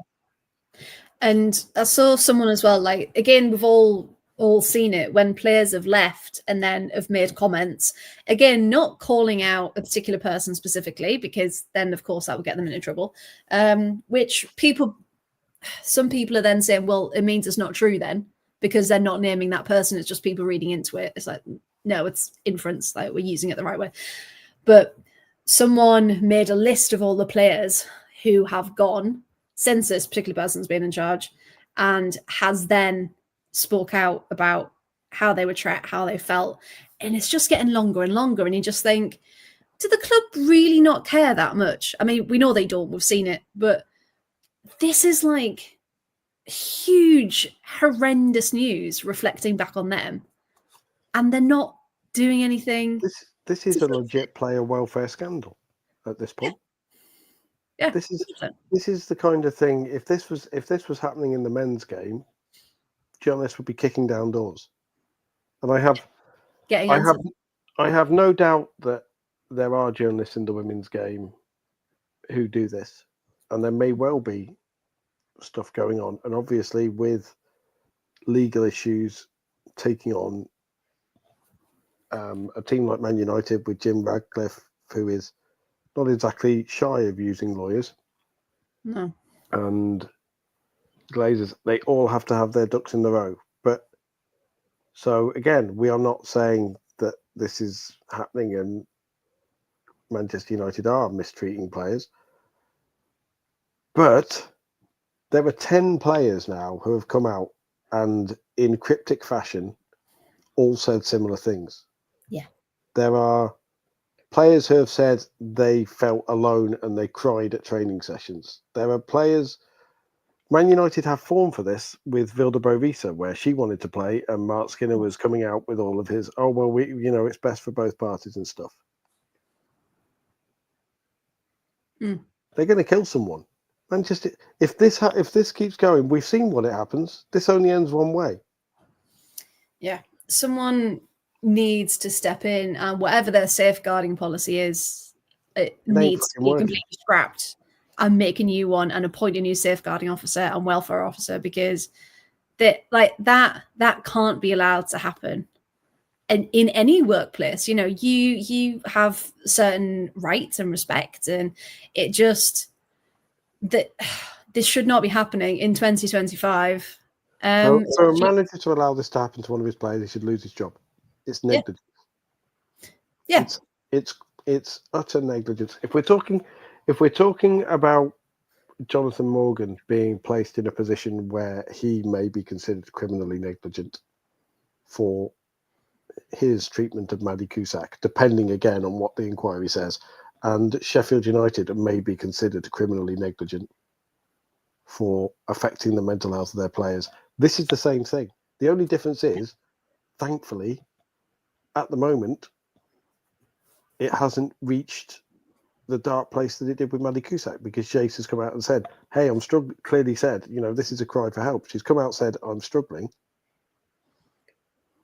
Yeah. But what's happening? What's stopping another player? What's happening in 3 months' time? What's going on behind closed doors at Carrington?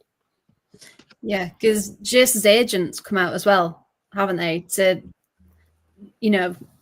discuss all these details further, to say, this is abhorrent, this is happening at the club, and, they were in these decisions, and, luckily Jace's agent is looking out for her and saying, we need to get her out of there. The worst thing is there are people saying, oh, you can't believe Jace's agent, he loves to speak to media.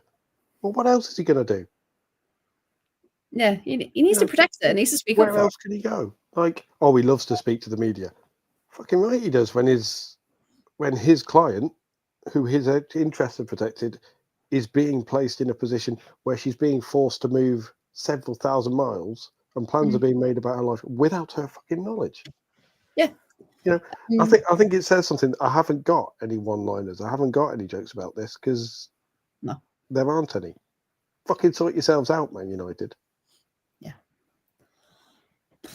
I just don't know how they're functioning as a club, and this is going out to all the players who are there. We genuinely hope they're okay, and they've got each other, as because we've seen they're very close as a team, and you wonder, is it, have they not got any other support? Is it how literally are fans? It says something that fans want. When we were getting ready for this broadcast, we had a message from one of the Man United fans on Twitter saying, I hope someone's going to take Skinner apart. They're second in the league. And fans are saying about their own manager, take him apart, give him hell. And they're second in the league. We're not talking about football. Yeah. We're talking about everything else. And that shouldn't be the case on a football podcast. This is a sanction. If I were in WPLL's position, if they're serious, this is where they sanction the club. Yeah. If this is proven, or if there is reasonable enough proof of it, they sanction the club. 10-point deduction. Yeah. For mistreating players. Mm. And then if the club turn around and go, well, it wasn't us, like, well, you fucking allowed it to happen. Yeah. Now what? There's no comeback from it. And Catherine Batt has since put, it's understood United are in advanced talks with Gotham in the NWSL. So they're hoping to conclude a loan deal in the coming days. Well, I mean, there's claims that Jace asked for the loan deal to be nearer her family in South America, which is fair. Yeah. Which again is fair, but surely her agent would have said that. What has her agent got to gain from coming out and saying hiding that? One of the biggest football clubs in the world is committing a possible illegal act, something that will absolutely wreck Man United's reputation. And the thing that worries me about it again is they're not getting rich shreds for it. No. We're doing it, and again, you have to bear in mind that journalists like Catherine have to report in a kind of emotionless kind of way and just report it and say it, and they do a fantastic job. Podcasts don't. Where are the other influential podcasts coming out and going, talking about it? Hey, Man United, sort yourselves the hell out. And I had to edit myself again then because I realised I've sworn a few times. But it's true. And that's why we'll keep doing it, and we'll keep bringing this, to people's attention, so we can talk about it. We can have the facts. So far as we know, this is the issue, and it does need addressing. Assuming this is the case, and again, allegedly, they are a shameful football club. They do not deserve to be a WSL team. No. And in a just world, they would be sanctioned the hell out of the league. for treating their players like this. Dissolved. Players redistributed in. If you want to take an American approach, take a draft. Right, okay, we are forcibly removing Man United's license, and the players are now free agents now and able to be signed. Because imagine the scramble for players like Liz Turland, for players like Melvin Millard, for players like these players will easily find jobs. Oh, 100%. Yeah. Because you look at the players they've got and, that's why they're picking up points. That's why they're performing. But again, even watching them now, it's just, does the job, gets the points. But it just lacks that spark, doesn't it? And Man United fans, why are you not protesting outside LSV at this point? This is the kind of thing that should see protests at games. This is the kind of thing that treat our players properly. Yeah. Remember Maddie Cusack. Players over profit, whatever. Fucking make your voices heard. Get out there. Tell them what you think. Yeah. And to everyone watching and listening, hopefully this has resonated with you. And if you want to go find out more information, please do. Don't take our word for it. Of course, we've done our research. We want to bring it all to you. But, it's these things that, unless people do keep talking about it, as we do with everything, then, it might just be forgotten and slip under the rug. And we can't let that happen. It's just, awful, absolutely awful. And you just at the end of this, regardless of everything that the club has done, we just hope Jace and the players are okay, and that someone is looking out for them and they're getting everything that they do need. Because they've been betrayed. Jace has been betrayed by Manchester United. Yeah, they're meant to have a duty of care over their players, like we said, and where is it? Where is it? It's completely not there. And thank you, Rosa. That's very kind of you. And I have just seen that you've tagged us in a post. So we are your listening material for the evening. We love it while you're writing your reports. So we'll leave the heavy stuff there.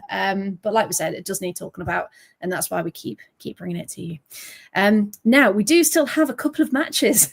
So let's get a bit lighter, but I'm going to talk about Villa Everton.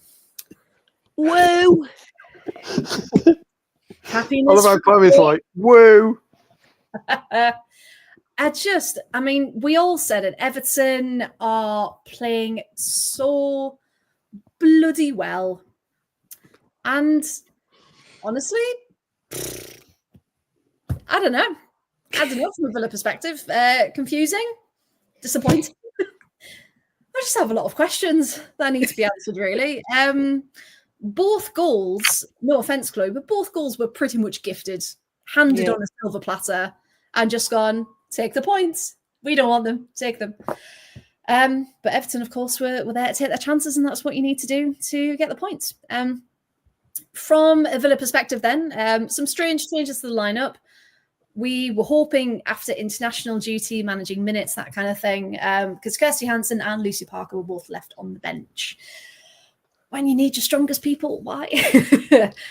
However, Kirsty Hansen did come on later on. Daly was back as our rightful number 9, and her and Nobbs were working very well together. And in the first half, Villa should have put their chances away. This is all just going to be lots of big sighs, just all edited together. The first chance for Villa. Classic Jordan Nobbs. Lovely cross into the box for Daly to convert, but header went straight into the hands of Courtney Brosnan.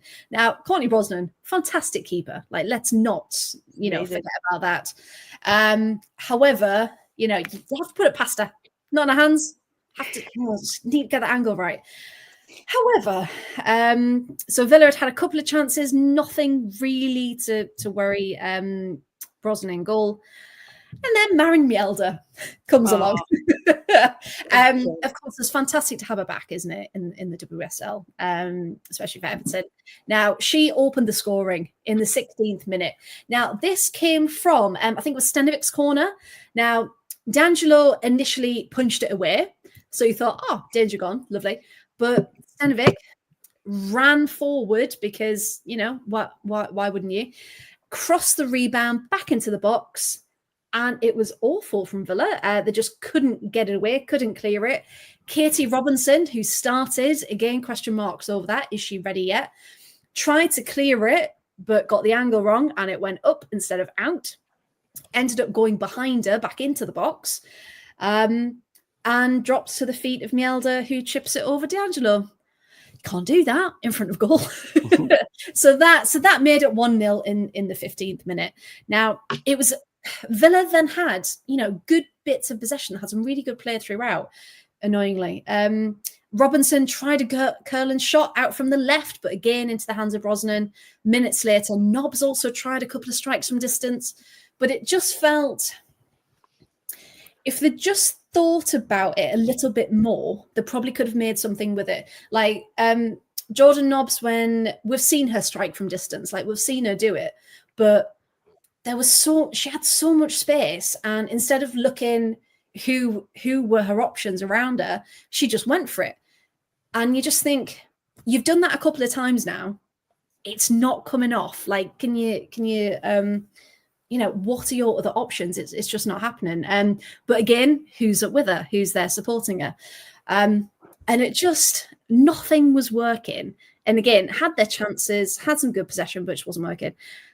However, disaster then struck, even more so, because just after the restart, D'Angelo took a knock to the nose. I don't know if we saw, she looked concussed. So I really do hope, Sabs, if you're watching, that you're okay. Had to have, you know, bloody nose, awful, had to be taken off. And Caitlin Talbot got some WSL minutes. Now, we all thought she would make an appearance in the Cup. Hasn't yet. However, this could be her time to shine. However, it ended, her first appearance did not end well. Hayley Lads then tried her luck moments later.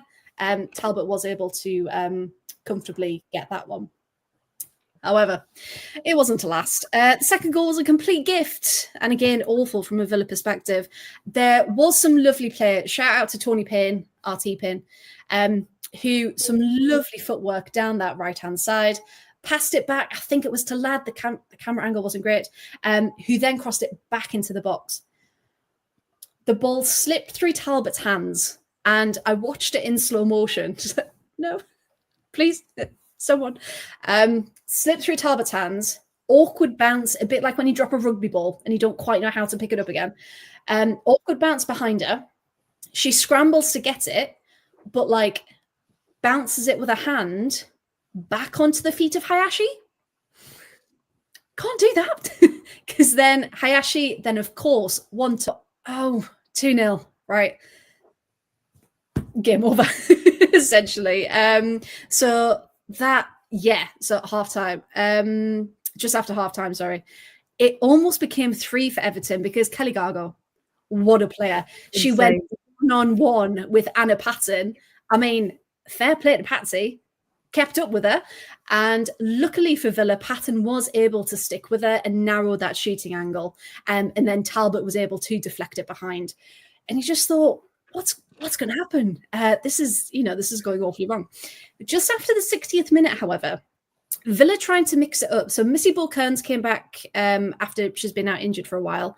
She came on for Jordan Nobbs. Now, Jordan was probably the most creative player in the match. So again, question marks over that. And Ebony Salmon came on for Katie Robinson. Now, Salmon's had a bit of a mixed history. You know, people say, she's a cup striker. She's an impact sub in the league games. But honestly, Ebony Salmon created the best chances during that match. Now, Rachel Daly had another chance to head the ball home from Salmon's cross this time. But again, the angle wasn't quite right. Salmon was able to lay the ball off the Kearns, who tried to look. Salmon again tried to capitalise on a loose ball from, I believe, Van Havermaet, but again, the shot went wide. So those last 10, 15 minutes, again, from a Villa perspective, that's when like the desperation hits, and that's when the attack happens, and you're like, you're leaving it too late. Start like that. What is happening? What are you doing? So yeah, it didn't make any sense, because Villa had 14 shots, 7 were on target, compared to Everton's 8 and 3. In most things, the stats were Villa's way, and you just think possession, they're creating the chances. What is it? Where is that magic spark? And you wonder, Kenza Darley's gone, Adriana Leon's gone, who is second highest goal scorer. And you just think that lack of creativity now, they're trying to rebuild. Did they actually need to bring a new manager in at this point? Or could Sean Goulter have just held on to the end of the season? He'd been working with them for that long. Did they need to change it up now? Because really, it's just setting them back, unfortunately. And, that lack of scoring ability, Villa need to sort that fast, because, if we pull the table up, that's not a nice place to be in 11th. And there's only 4 points between us and Crystal Palace. And honestly, that's not enough at all. And we need to start picking up points. As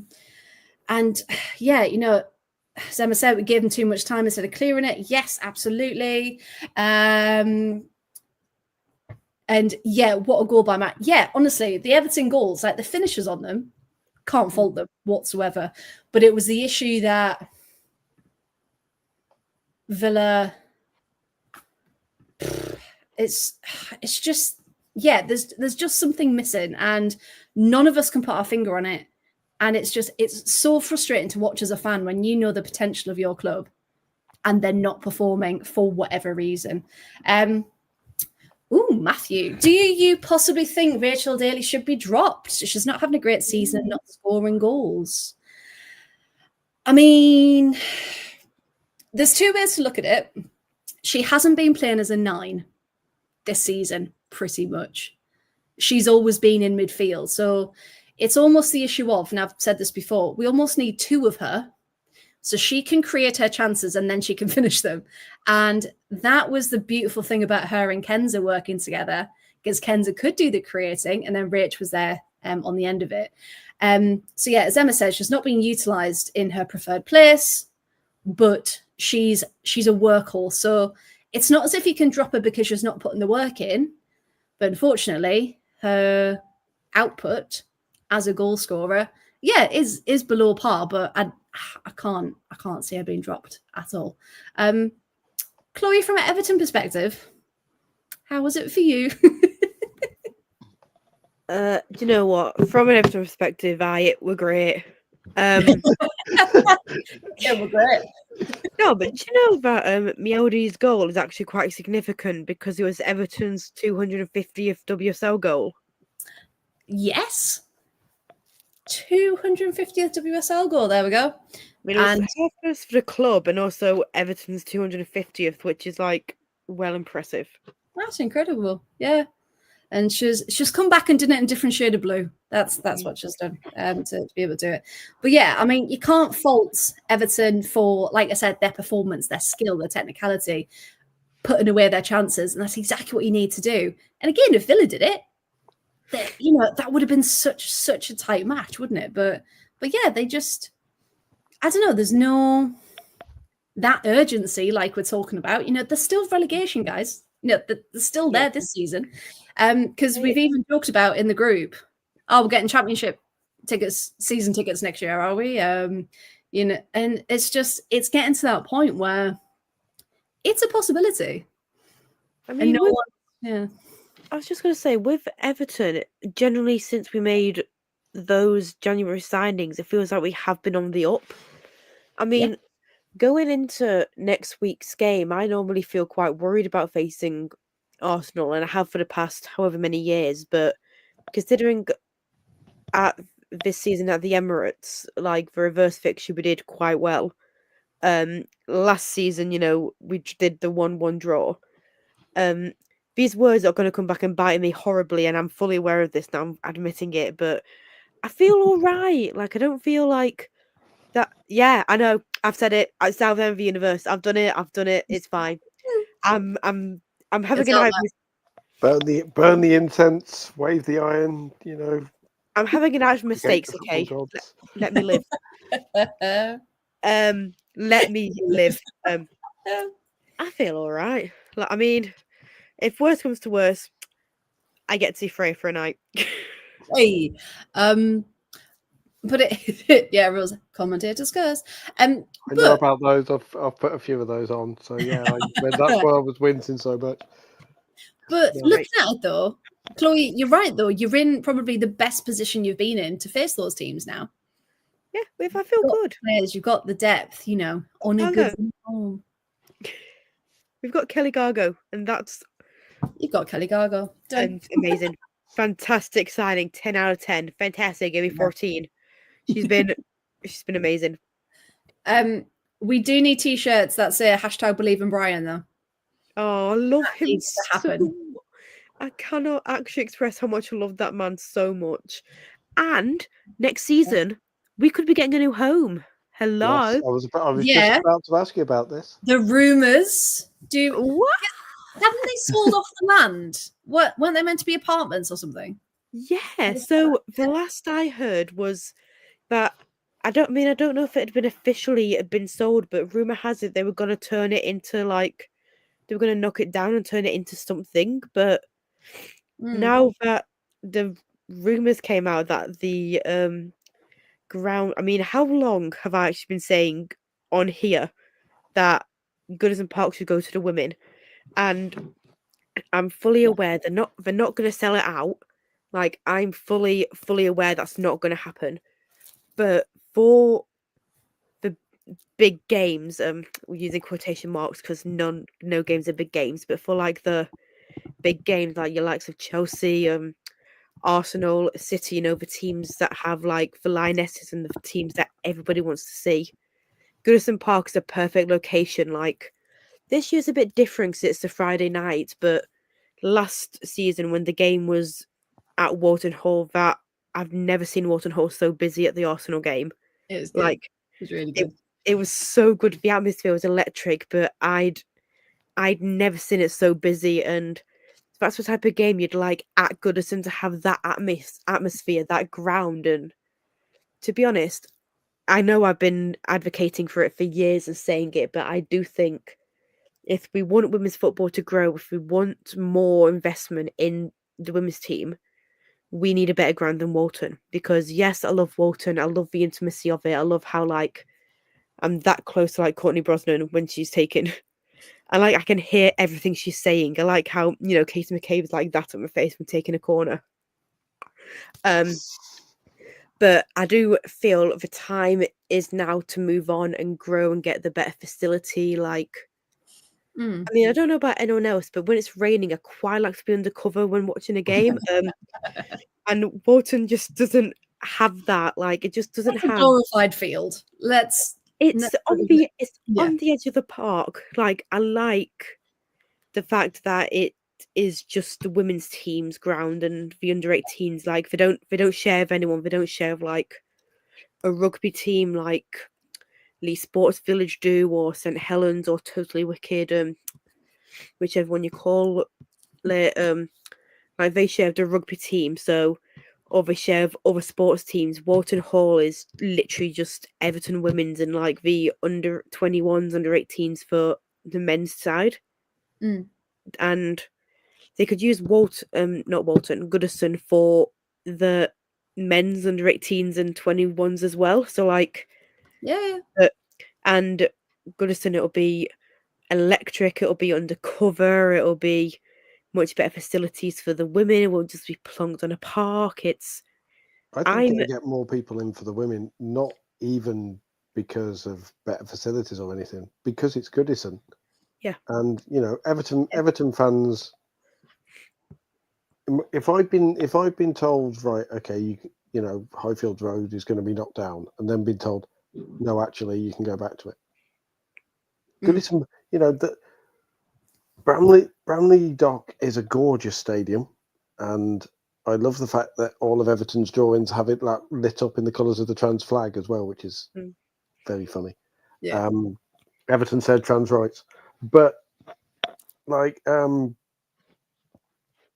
as an Everton fan, imagine thinking that you've got to say farewell to a place where some of you have spent 60 years of your lives, and then told, oh, actually, you can still go and watch Everton at Goodison Park. It'll be the women, but you can still go and sit in the Gladys Street end. Yeah. You can still go and walk, up the stadium, have your season ticket seat, and watch an Everton team play at the top level. Yeah, 100%. And it's like I said before as well, like some of the games I've been to, like in particular the Chelsea, Arsenal, and Man City, because those teams are the ones, technically, Man United as well, are the ones with like the big names, like Millie Brights and Leah Williamsons, like the names more people who aren't necessarily women's football fans will know and recognise. And everyone wants to see them. Everyone wants a glimpse of those players. Like I said, I'd never seen Walton as busy as when Arsenal played last season. Like I've been going to Walton for years, and I'd never ever seen it as packed as that, which shows it's going in the right direction. But more people are going now. More people are realizing what women's football is and how it's so much more accessible. And moving to Goodison, we can do that. I read that it's going to be capped as well, like I think between like 7 and 20, which is 7k and 20k, which is quite a big range when you think about it. Going between 7 and between 20 is quite wild, but I don't know if it's like an official thing or it's just we'll try it at this, we'll try it at that, like do the tests. But I'm really here for a Everton move to Goodison Park. Although I will look really stupid now because on my Instagram and crying over being pressed at Goodison if I can be there every other week. I'll look quite silly now. It's the last ever women's Merseyside derby at Goodison. No, actually, it isn't because we're moving there permanently. So, but at the time, it at was. the time, it was. And you celebrated. I love that Tony's put that in the chat. When Izzy Hobson made history, yes, we were there. We made inhuman noises when that went in. It was so good. All I'm saying, Chloe, as someone whose football team have moved away and thinking we've lost them moving from not just their ground but their city, and had that whole situation. If they do go back to Goodison Park, that moment you walk back into Goodison Park after thinking you were never going to do it again, that will hit like magic. Crack. Like genuinely. Bottle it. So you'll have to record the moment, Chloe, when if it happens and you get to walk back in, you're gonna have to do it. I'm so here. I mean, I know it's only a rumor at the minute, but I'm genuinely like so here for this because this is what we want. We want the investment. Like other teams have essentially moved to their men's grounds, like Arsenal have, Villa have, Chelsea play at the Bridge.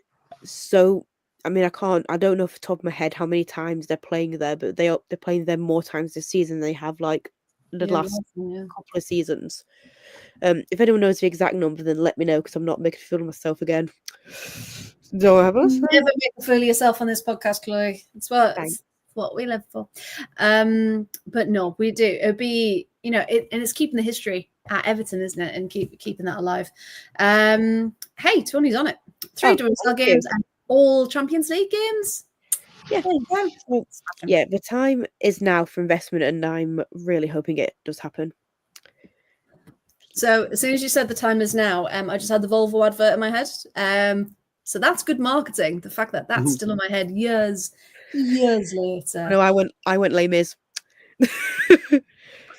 Damn it! I've let myself down. I went Maloko. The time is now, which shows how old I am. Right, we'll get back on it. Apparently, might be worm food by then. Graham, haven't forgotten that. By the time we get back on track, Paul will hang on. There you go. Sorry, that's confused everybody, hasn't it? Who isn't looking at the chat? especially when I was about to say the sentence, Paul will ask you to get us back on track, which I never thought I'd say. But Sorry, it's just gone dark. Is that the shade? oh, look, Is that the shade that just got thrown at me? But yes, no, this one was Liverpool 1, Crystal Palace 0. A very slight win. However, you know, it's enough to keep Liverpool up in that 6th spot. So yes, talk to us about this one, please. El Sakiko, of course, with both managers having lost their job in the week. Oh God, yeah. Oh, did we need to talk about it? Has that happened since last week? That happened on Thursday. It did. Oh God, yeah. Okay. Right. So very quickly, Matt Beard got sacked. Jola Kaminsky got sacked. Crystal Palace already have a new manager called Leaf Snerid is how you pronounce it properly, but it just sounds like the villain in a Disney Club cartoon. Snerid. It sounds like a Viking because Leif, the first Leif I ever knew, it was Leif Erikson. So that's kind of where my head goes to all of this. You being an archaeologist and me being a lover of Vikings with raven tattoos and all that sort of stuff. And slowly getting towards a Ragnar Lothbrok haircut. I might be brave enough to shave half my head. Anyway, back on track, we said. Back on track. Yeah. It wasn't much of a game. No. Because the only goal was, to be fair, a well-worked Liverpool goal from Jazz Matthews, who doesn't score many, but it was your classic centre-back goal, played down the right side, a flowing move from Liverpool, and cost him, bang. Wasn't quite a bullet header because she didn't jump high enough. So my official ruling is it wasn't quite a bullet header, but it was a very good header. Okay. And then the rest of it was just two teams who, Palace should have won. Again, Liverpool pulled a classic smash and grab raid, and they walk away with the kind of games that, again, the kind of wins that they used to get under Matt Beard. Yeah. The kind of gritty team identity wins that they were so good at getting. And I don't know. I am convinced with the Matt Beard sacking that that was possibly him stepping back mutually. And there was a conversation when basically the club said, "You can't really do this anymore, can you?" And he went, "Well, if so." Because the way he departed with all the flowery videos and all that sort of stuff, was very much a regretful sacking, not a get out, not a. Let's face it, Mark Skinner ain't getting tribute videos when he leaves Man United. No. That's the kind of thing. If Danny isn't here, Matt, I will officially speak for Danny. Well, we've got to. Yeah. We believe in Phil Neville. Neville. Is he the WSL Mark Damon? Is that what that was? Do you not see that video of Millie Bryant and Richard Daly doing that roommates video from a couple of years ago? It's like doing an impression of like one of the doing it for like it was the playing the cards and the heads up game, and it was like the Lionesses part of the World Cup, and they were like, oh, it's the gaffer was like, oh, Millie Bryant went, oh, Phil Neville. I'll try and find it and send it, but it's quite. Just announced it like that. She goes, Phil Neville. It's quite funny. Say his name and he appears because we believe in Phil Neville. And look, he's joining us in the chat. No, Phil Neville. We need Rose's Photoshop skills. Liverpool outshot Chelsea 20-8. Chelsea? Yeah, they did a really good job outshooting Chelsea. That was an attack of the Chloes. They did a great job outshooting Palace 20-8, but it was still not really, it wasn't Convincing. a Liverpool-dominated game. It wasn't a convincing one. No. And Palace, who knows why they sacked Loa Kaminsky in the first place and didn't even give it to the end of the season, but No. we will see what happens with that one. But yeah, two teams, only one of whom had anything to play for, and Palace were starting to run out of time a little. These are the games where they're hoping to get a point. Really. Yeah, looking for where they can pinch points from people. Because again, from a Villa perspective, it's literally, thank God Palace aren't gaining any points either. And it's a horrible position to be in. So for Palace, losing their manager, like you said, she wasn't doing anything badly. Like, they're not playing badly. It's not. So yeah, a very, of course, next meeting. Decision. Next game is Palace Villa. Not to. I should say, like, I am familiar with the fixture list. Like, I know what's coming. Yeah, so that's going to be Sunday, the 16th of March, away to Palace. There's a confident face right there. You like that meme, that old guy just kind of there, like. I was like, I've got to do this again. I will say though, people, you support your team through thick and thin, and so many people have already bought tickets in the away end for Villa. So yeah, they'll make it a fantastic game. They need to, but Palace, as we saw in the reverse fixture, nothing is guaranteed. Nothing is going to be easy. And both teams need to turn up because both teams need points. And to answer Tony's question, no, I did not think Villa Palace would be a relegation battle match.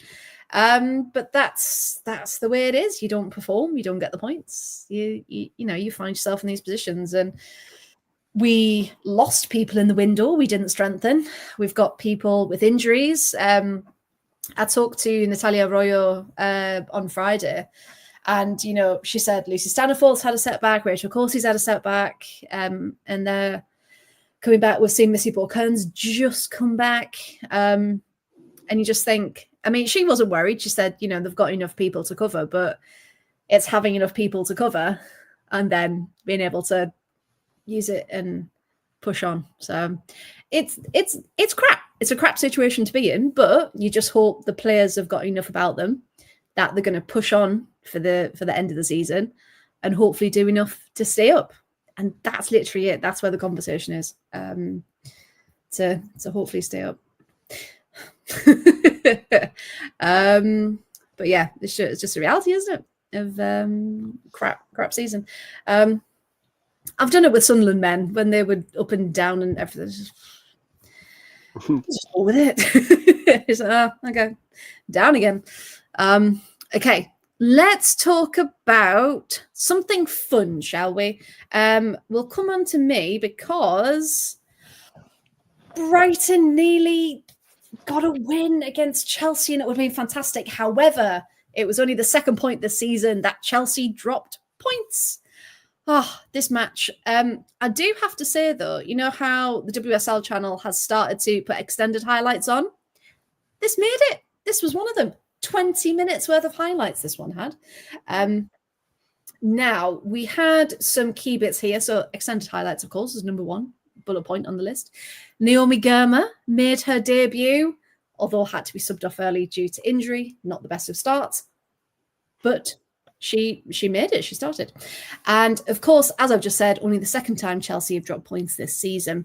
Now, just before the 15-minute mark, Sandy Baltimore opened the scoring for Chelsea, albeit after a very dominant Brighton start. So pretty much against the run of play, which, normally you don't say against Chelsea. It was Lauren James who crossed the ball onto the edge of the box and actually took a deflection off Newskin's head before Baltimore struck the ball with her left foot on the volley to make it 1-0. And again, you thought, oh, well, this is Chelsea's dominance coming through. However, Brighton, we've seen how tricky they can be throughout the season, had a very good start. And, this is exactly why, where they are in the table. They showed some very, very good play. And Nuadam tried a little flick on above Hannah Hampton before the 20th minute. However, it wasn't to be. Now, it wasn't long, though, because Nikita Paris set up Ulslagers for the Brighton equaliser. And you thought, actually, this is game on here. This is going to be really good. And it was. It was end to end. And it was fantastic as a neutral to watch a team push Chelsea and to make them work for it and to look like they were human. And normally we just see that in Champions League, don't we? But this was so good. If you hadn't watched it, people in the chat, please do. So this was at 1-1. Now, it looked as though she might have overran it as well, but it was to the edge of the 6-yard box. Somehow she managed to get her shot off at such a tight angle, much to the disbelief of Hannah Hampton. It looked like she didn't know how that had gone through her, who arguably, could have probably done better at the near post, but we won't give it against her. Now, around the 30-minute mark, however, Lauren James spotted Lowick off her line and tried what could have been a lovely floaty lob, but the keeper was able to collect comfortably. So again, end to end. Dangerous efforts from both Nikita Paris and Fran Kirby. Fantastic to see her back playing, of course, and getting minutes. Made Chelsea incredibly uncomfortable. And like I said, it was very, very good to watch. Just before the halftime whistle, though, it was captain Vicky Losada who put Brighton in front. And you just thought, can they keep it? Can they do it? Now, this came from a very well-taken set piece. It was McLaughlin who crossed into the box. Madison Haley, who again had a fantastic game, flicked the ball behind her for Losada to run onto and tap in. And her first goal of the season, and what a way to do it, to make it 2-1. Fran Kirby nearly made it 3 as she beat Lucy Bronze in the race towards goal. Hannah Hampton then spilled the ball. Gurma wasn't quite quick enough to get the rebound in order to clear it, with Losada, who was again running onto the ball and sent the ball back goalwards. Luckily for Chelsea, Millie Bright was there in this last-minute goal line clearance, as we all know she can do. But yeah, again, there was that jeopardy of, Chelsea look a bit shaky at the back. It was fantastic. It wasn't until the 61st minute, however, when Lauren James was finally able to get the equaliser. The move started from a lovely chip ball from Bronze, who found Aggie Beaver-Jones and was able to turn Poppy Patterson and initially set up Maya Ramirez for the strike. However, a mix of Lowick and Thorisdottir was able to parry the initial shot away, deflect it, but unfortunately fell into the path of James, who was able to tap it in for 2-2. Now, Chelsea, again, Chelsea fans will always say Chelsea found a way to win. And they nearly did. So it was Ritten Canarid almost took the lead around the 70-minute mark, but Lowick was alert enough to come out and deflect the danger. The last 10 minutes, though, were the feistiest of all, as you can imagine, as both teams tried to find the winner. We had efforts from Nikita Paris, Aggie Beaver-Jones, Lauren James, but unfortunately, they all came to nothing, even after 9 minutes of stoppage time. So that one ended 2-2, and it was a phenomenal, phenomenal game. And again, one that you maybe thought, Brighton will, put up a bit of a fight, but Chelsea will win it. But yeah, I don't think anyone would have predicted that. And if, again, we look back, we've got Brighton sitting in 5th place on 19 points, and they are the first of our next chunk of teams, just out of that top 4 pack. But yeah, fantastic point for them. And like we said, taking points off Chelsea. So let's have a look. Yeah, Matthew's put there. After the game, I saw Sky posting about LJ's offside goal. Did Sky Sports do the same when it was Stina Blackstenius scoring the winning goal against Villa after clearly handballing it? Well, that's the thing, isn't it? Certain names get brought into the media, whether justly or not. Tony's put, I have to say this, for anyone says, well, Lauren James's goal was offside. Well, Brighton also got away with 2 handballs in the box. Yeah, it was very feisty, as I said. And yeah, they both, they both had things kind of go against them. But hey, ended 2-2. That's what we've got to take. And ultimately, points were shared. However, this wasn't the only end-to-end game, because Chloe, we're coming back to you. Arsenal 4, West Ham 3, the game that probably, well, no one saw that coming, especially when West Ham were 2-0 up against Arsenal. So yeah, can you take us through this? I think we can call that a ding-dong, can't we? Oh, I mean, I don't know if I can. I mean, if you see my performances, I can try my best, but I'm not very well. So we'll see how this game was fantastic to watch, by the way. If you didn't see it, I'd recommend going to watch the highlights, because it was is it too strong to say? I think it might be up there with one of the best games I've seen this season. I thought.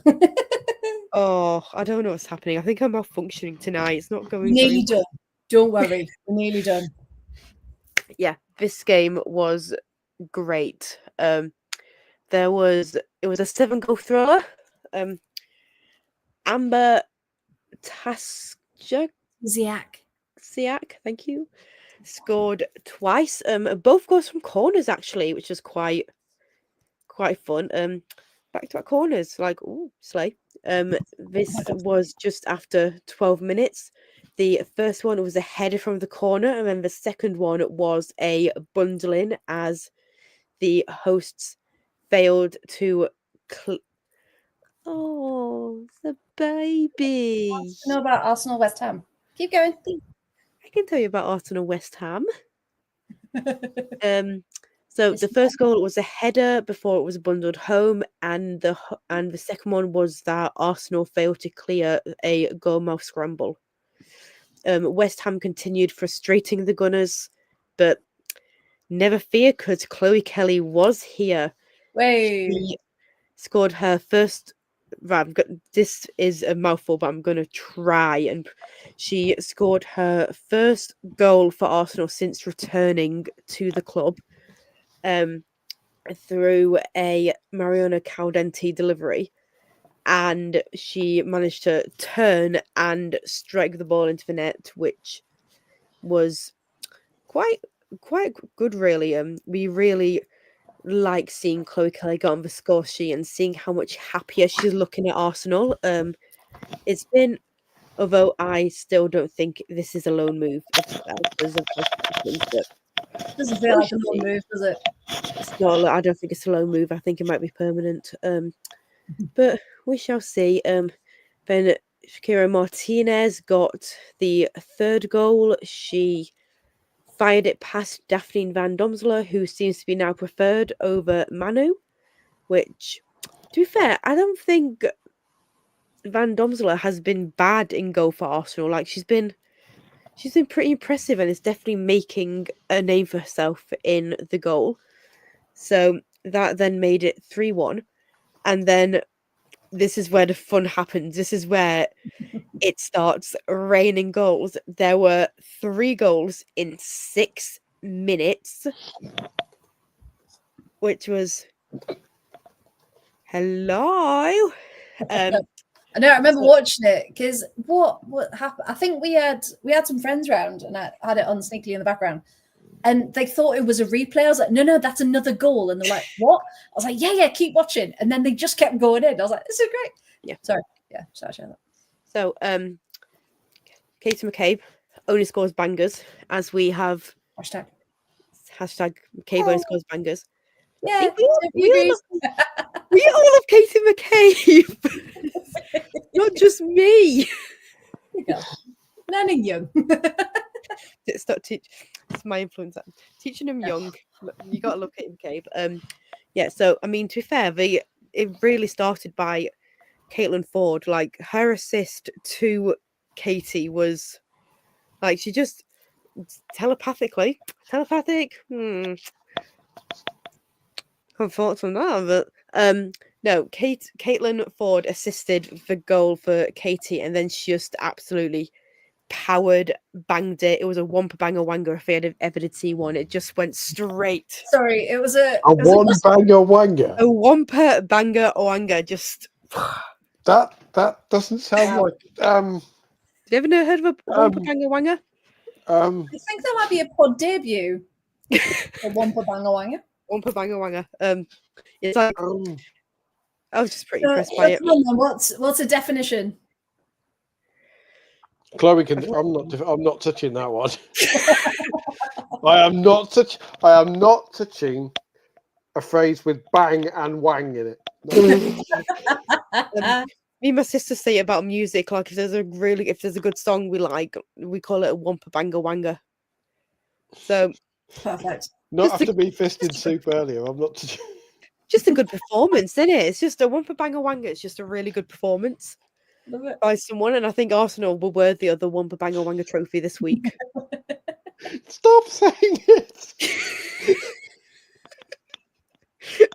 Stop it. Right, I'll move swiftly on to whomper banger.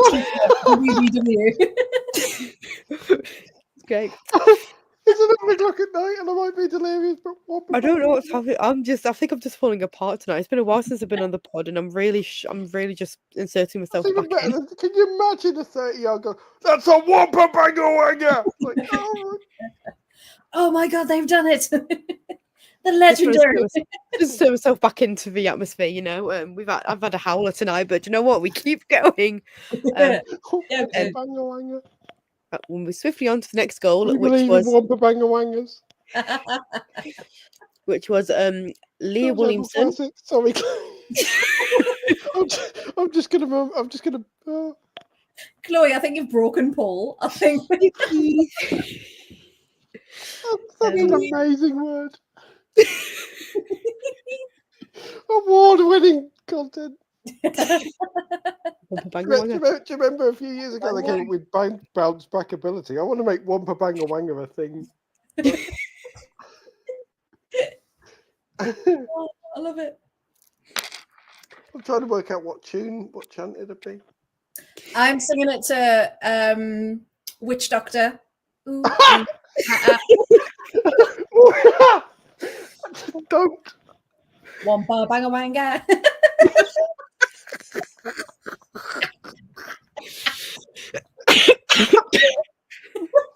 You're gonna make my eyeliner run. The sign of a good pod.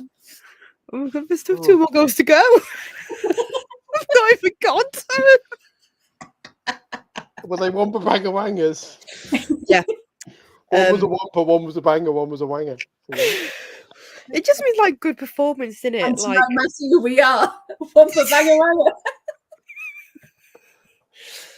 wanger. So yeah, moving so quickly on. Everyone's being kept awake by a massive whomper banger wanger. Oh, what they like. So Leah Williamson then Leah scored from a corner to then level it, and so it was 3-3 at this point. Funnily enough, this was also Leah's 150. Leah has right. Leah has now equaled Jordan Nobbs's Arsenal appearance at 157 now, which is quite an incredible achievement. Like to get like 157 appearances for that's number one. There you go. There's a comedy reference from Whomper Banger Wanger. But yes. So that's 150. What 150? 157. Arsenal. It's equaling Jordan Nobbs's appearances, which is quite impressive at the age of 27. But also, Sony Clubley has been at her entire life. But yeah, it's and shout out for her backwards roll at the Oh, celebration? that was so good. She's a gymnast. Who knew? Leah Catherine can do it all In her gymnast era. Yeah. in her gymnast era. Gymnast era. Leah, is there anything that Leah Catherine cannot do? I mean, Put her girl arm is offside at the right time. Controversial. Sorry. Chloe's face was like, no, we are not. no bad words here, please. Thank you. So can I just say, speaking of faces, Freya knew exactly what she was doing, putting that message from Graham up. Like, just trying to get the rest. Yes. Okay. Leah scored. Yes. Leah scored, and then we have one more goal. One more. Was it a Wampa Banger Wanger? I think. one put a banger and a wanger. Katie McCabe only more scores goal. Wampa Banger Wangers. Just good. The whole performance was just a one banger wanger. Just good team performance. So Caladanti, Arsenal were awarded a penalty, and Caladanti took it. There was a question about who would take it because Kim Little wanted to take her. Weren't on the pitch. Who's going to take? Who is going to take the penalty? It was Caladanti. She found the bottom corner and slotted it in at 62 minutes. You've still got half an hour of the game to talk about as well. Oh God. Yeah, I got nothing. No. That was it. That's when a good defender. 7 goals. No, to be fair, Arsenal then found that confidence and they kept trying to push for more goals. Like they could have had more. But the 3 goals in 6 minutes was kind of a blow for West Ham, where they kind of went, yeah, no thanks. Well, that's the thing. Like, I'm just looking at the stats. They were mad. Like, so Arsenal 24 shots compared to West Ham's 11, 13 on target compared to 7, 50 touches inside the box. West Ham's keeper, Shemek, isn't it? 9 saves. And you just think, she's good. We've seen how good she is this season, but if she wasn't on it, then that, I know. That would have been such, it was a huge scoreline anyway, but yeah. 4-3 was just absolutely mad. But again, a good further 3 points for Arsenal, which takes them back. So still in third, but just so. Closing down on Man United, they're only 3 points behind. But of course, Chelsea's still out in front with a massive 41 points. We've got one more game to go, guys. Thank you to everyone who is still here. But you know what? We said, can we finish before Friday? Yes, we can. Before midnight, hopefully so. Maybe not for this. Paul, we'll come to you for this final one then. So this was Spurs 1, Man City 2. However, there was a bit of controversy whether a goal should have been allowed or not. Talk us through this one. I mean, firstly, Matilda Vimbury, what are you doing, lass? At 1-1, Matilda Vimbury put through on goal, absolutely clean through on goal. And one of those things that ends up in a worst misses of the season compilation. This was one of those. Yeah. I don't know what she was trying to do because she was on the edge of the area and Keaton had come a decent way out. So she looked like she was trying to kind of bend it round her and just kind of dribbled it the wrong side of the opposite end side of the goal from where you'd expect her to aim. And she just kind of stood there and looked at it and went, okay, we'll move on. But game itself, can we talk about Aoba Fujino, please? Always. Absolutely electric. That girl could power half of London, honestly. Like in terms of an electric winger, she absolutely had whichever fullback she was up against on toast. Spurs switched fullbacks to try and deal with her. And were unable to do so. Her speed, her pace, her sheer movement and trickiness. And it was exemplified in Viv Miedemar's goal because the ball was worked down the right side. Virginia held a run, got a pass, slid through down the right side, absolutely went like a grease whippet, just gone, rat up a drain pipe, and found a bit of space, dinked in one of those perfect crosses towards the kind of penalty spot area. Viv Miedemar lurking there. And one thing that we kind of forget about Viv Miedemar, but we've seen the past few weeks, is how good she is in the air. Like, Yeah. there you go. See, Toby agrees. She's very, very good in the air, and she rose, put this header home, and then, you know, it must have been an important goal because we got a fist pump from Viv. We got an actual celebration of sorts from Miedemar for this one. And then you kind of think, okay, Man City are in control here. But a bit of loose passing out of defence. Beth England doing Beth England things as a pressing forward. Forced the ball loose. It broke, and then Beth England got the return pass and beautifully curled one into the corner from the right edge of the penalty area. It was a lovely Beth England goal. And then you start thinking, this could be interesting because the game stayed 1-1 for a while. And then Alba Fugino again. And see, I don't know where the controversy was in this game because like there was supposedly controversy there, but I didn't really see any.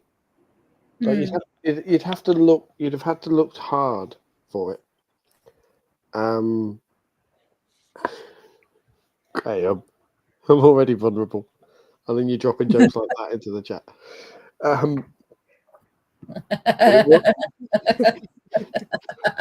Indeed, terrible footballer that she is. Loose passing, you know. Made an appearance again. That tickles me more than it should have, but yeah. Fugino stepped in on it, made her way into the area, and she doesn't muck about. Fugino, she's only diminutive. She's like she is like a little Pokemon. She's like an absolute pocket monster. I don't know. There you go. That's the term. She's a pocket monster. She properly is. Yeah. Just down the right side. It's not quite Wampa Banga Wanga, but you can have pocket monster. Actually, that sounds a bit rude if you think about it. But no, Alba Fugino is like pocket rocket. There you go. There's a better one. And goal and assist, which is great for anyone who put her in a fantasy football team. Not so great for idiots who left her out of a football fantasy team on the bench, so she didn't play. Mentioning no names. We don't talk about my fantasy football team because it's almost as bad as Mark Skinner's real football team, but unfortunately not as lucky. And yeah, that was kind of it. And again, Spurs just not quite having enough. And it has emerged since that they might be losing a crucial piece because Olga Ratinen is moving back to the Damallsvenskan, apparently. Oh, she is. Hammarby have been linked with her, according to Swedish media. Oh, that would be interesting. So, you know, you've got the Sisu midfield of Suman and Artinen, which has been one of the bright spots for Spurs, might well be being broken up. And again, and yeah, sorry, Shiv, you have missed the Skinner ramp, such as it was. But it will go. We did Man United first on the WSL. So if you go back for about an hour, to be honest, it will go up tomorrow morning. Yeah, we'll drop the timestamp for you to go back. But and it was a good one. We really went into it. It was a serious one. It wasn't a comedy one. Yes, we went there. We'll put the video for that one up. tomorrow. I'll stick that one up. But yeah, as a finishing game, I'm very conscious of the time, so I don't want to spend too much time talking about Alba Fagino. But what a player, though. And Spurs look like another season is just kind of petering out for them. And you wonder what will happen during the summer. Bye, Tovey. There we go. So you kind of wonder what will happen. And then Man City winning that game, only drawing tonight, obviously, against West Ham, who went one better than they did against Arsenal by actually getting a point. And yeah, Spurs look like a team that are not in danger, but they're not really taking that next step at the moment. They look like a team very much in a process of evolution, like in the middle bit where nobody's quite sure if it's going to work or not. Yeah, they've had a strange season, haven't they? And just looking at the updated table now, even that point tonight. So we've got Crystal Palace on 6, Villa on 10, Leicester on 12, West Ham on 15, Everton 16, Spurs 17, Liverpool 18, Brighton 19. So that pack is already getting further away from those three at the bottom. How annoying. But yeah, it is. You've got to take your chances where they can, haven't you? Yeah, thank you for that. So we've finally got to the end of our matches. We've only got one more thing, which will be quick because FA Cup quarter-final this weekend. Now, on Saturday, it is Man United versus Sunderland. And then we've got City, Villa, Chelsea, Crystal Palace, Arsenal, Liverpool. I personally think that Sunderland should win against Man United. And I think everyone else might agree with me with that one. But what a moment of Sunderland make it through to the next stage against United at LSV as well. It would be fantastic. And as Graham Wright says, hang on. How are the lasses? And then Emma's put Sunderland to be united, and I can't quite figure out if that's meant to be like philosophical, or if our friend autocorrect has done our dirty again. But the last thing I'll ask you, and people in the chat, if you want to put that in as well, who do you think realistically is going to make it from these 4 games? Chloe, who do you think's going to win? What, for all of them? Or... Yeah, out of these fixtures, who do you think's going to make it? Okay, so I think Arsenal. Yeah. Chelsea. City. Mm. And you know what? I'm all here for the chaos of the cup, Sunderland. Yes, you need a bit of magic in the FA Cup still, don't you? Absolutely. Paul, any thoughts? Sunderland, Chelsea, Villa, Arsenal. Let's see, Villa, Arsenal. Yeah, okay. I like it. Graham's gone Man United, Chelsea, Villa, Arsenal. Chelsea, Sunderland, Liverpool, Villa. Yeah. Chris has gone both Manchester teams, Chelsea and Arsenal, to be boring. I'm going to go with the underdogs. So I'm going to say Sunderland, Villa, Palace and Liverpool. I think because you know what? I want a new winner of the FA Cup. And I'm here for the underdogs, here for those magical stories to go forward. So yeah, so it probably will be United, City, Chelsea, Arsenal. But hey, here's keeping everything crossed for the underdogs coming through. And like Emma says, I'd like to see Villa pull it together, because if we're going to get relegated, we might as well go on a cup run. Do a Wigan, get relegated and win the cup. Yes, that's got to count for something, right? It's got to count for something. But yeah, we have made it to the end of our mega marathon of women's football. So thank you so much to everyone for joining us. I have just noticed socials. We need to do this. So like we said, thank you so much to everyone still watching, whether you're listening live or whether you're listening, on playback. Thank you so much. And it's not just us on a Wednesday, of course, talking women's football. We've got the Absolutely Premier League show on a Tuesday. Thursday, we've got the lovely team on the lower league as well, all at 8:30. And here's where you can follow more of us. If you don't already, if you already do, thank you. But yeah, remember to like, share, subscribe, follow, love, whatever you can, to stay up to date with all of the latest things. So on Twitter, we are at Absolute Ball Pod, YouTube at Absolute Football Podcast, and the same on Twitch. TikTok, we are at Absolute Football Pod. Instagram, just add an underscore. Blue Sky, come and join us over there. We're all posted on there as well at Absolute Football, and on Facebook, the Absolute Football Podcast. So yes, please do give us a like if you don't already.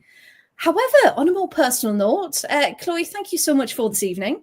You always bring joy to our lives. So thank you, and hopefully you get better soon. If people would like to see more of you, where can they find you? So I am at Chloe Bear 529 on all socials. So that's TikTok, Instagram, Twitter, and Blue Sky. Although I don't really use it that much. I'm trying to get better at socials, but we'll get there. Hey, content next week. Content next Friday. Different points of views. Big Ford style. That's a different podcast. And Paul, thank you so much. Lovely as always. Where can people find more of you, please? You can find me, hopefully, if I point the right way. Not at anything. There we go. Paul W Radio. You add the little Blue Sky bit at the end. And also, because Graham mentions it, we need to pay tribute to one of the Absolute Football folks saying farewell. Josh, one of the founders who you will all be familiar with, Absolute Football Podcast, stepping back, did his final show yesterday. It was very emotional. And just thank you, Josh. Legend. Yeah. You are one of the major reasons we're all sat here talking about this. 100%. Yeah, absolute legend. We all popped into the chat last night to say bye to him, didn't we? And, it's the right thing for him, and we, love and respect him. And, maybe one day we'll see his face again on the pod, which we really hope so. But yeah, lots of love for massive legend of the team. Absolutely. And yeah, finally, if anyone wants to find more of me, I'm at Freya Wright across all socials, or at the whole 115 yards for more just general women's football articles and such. So yeah, thank you so much to everyone for watching, listening, and we'll see you back again at 8:30 next Wednesday. So thank you very much. Good evening and goodbye.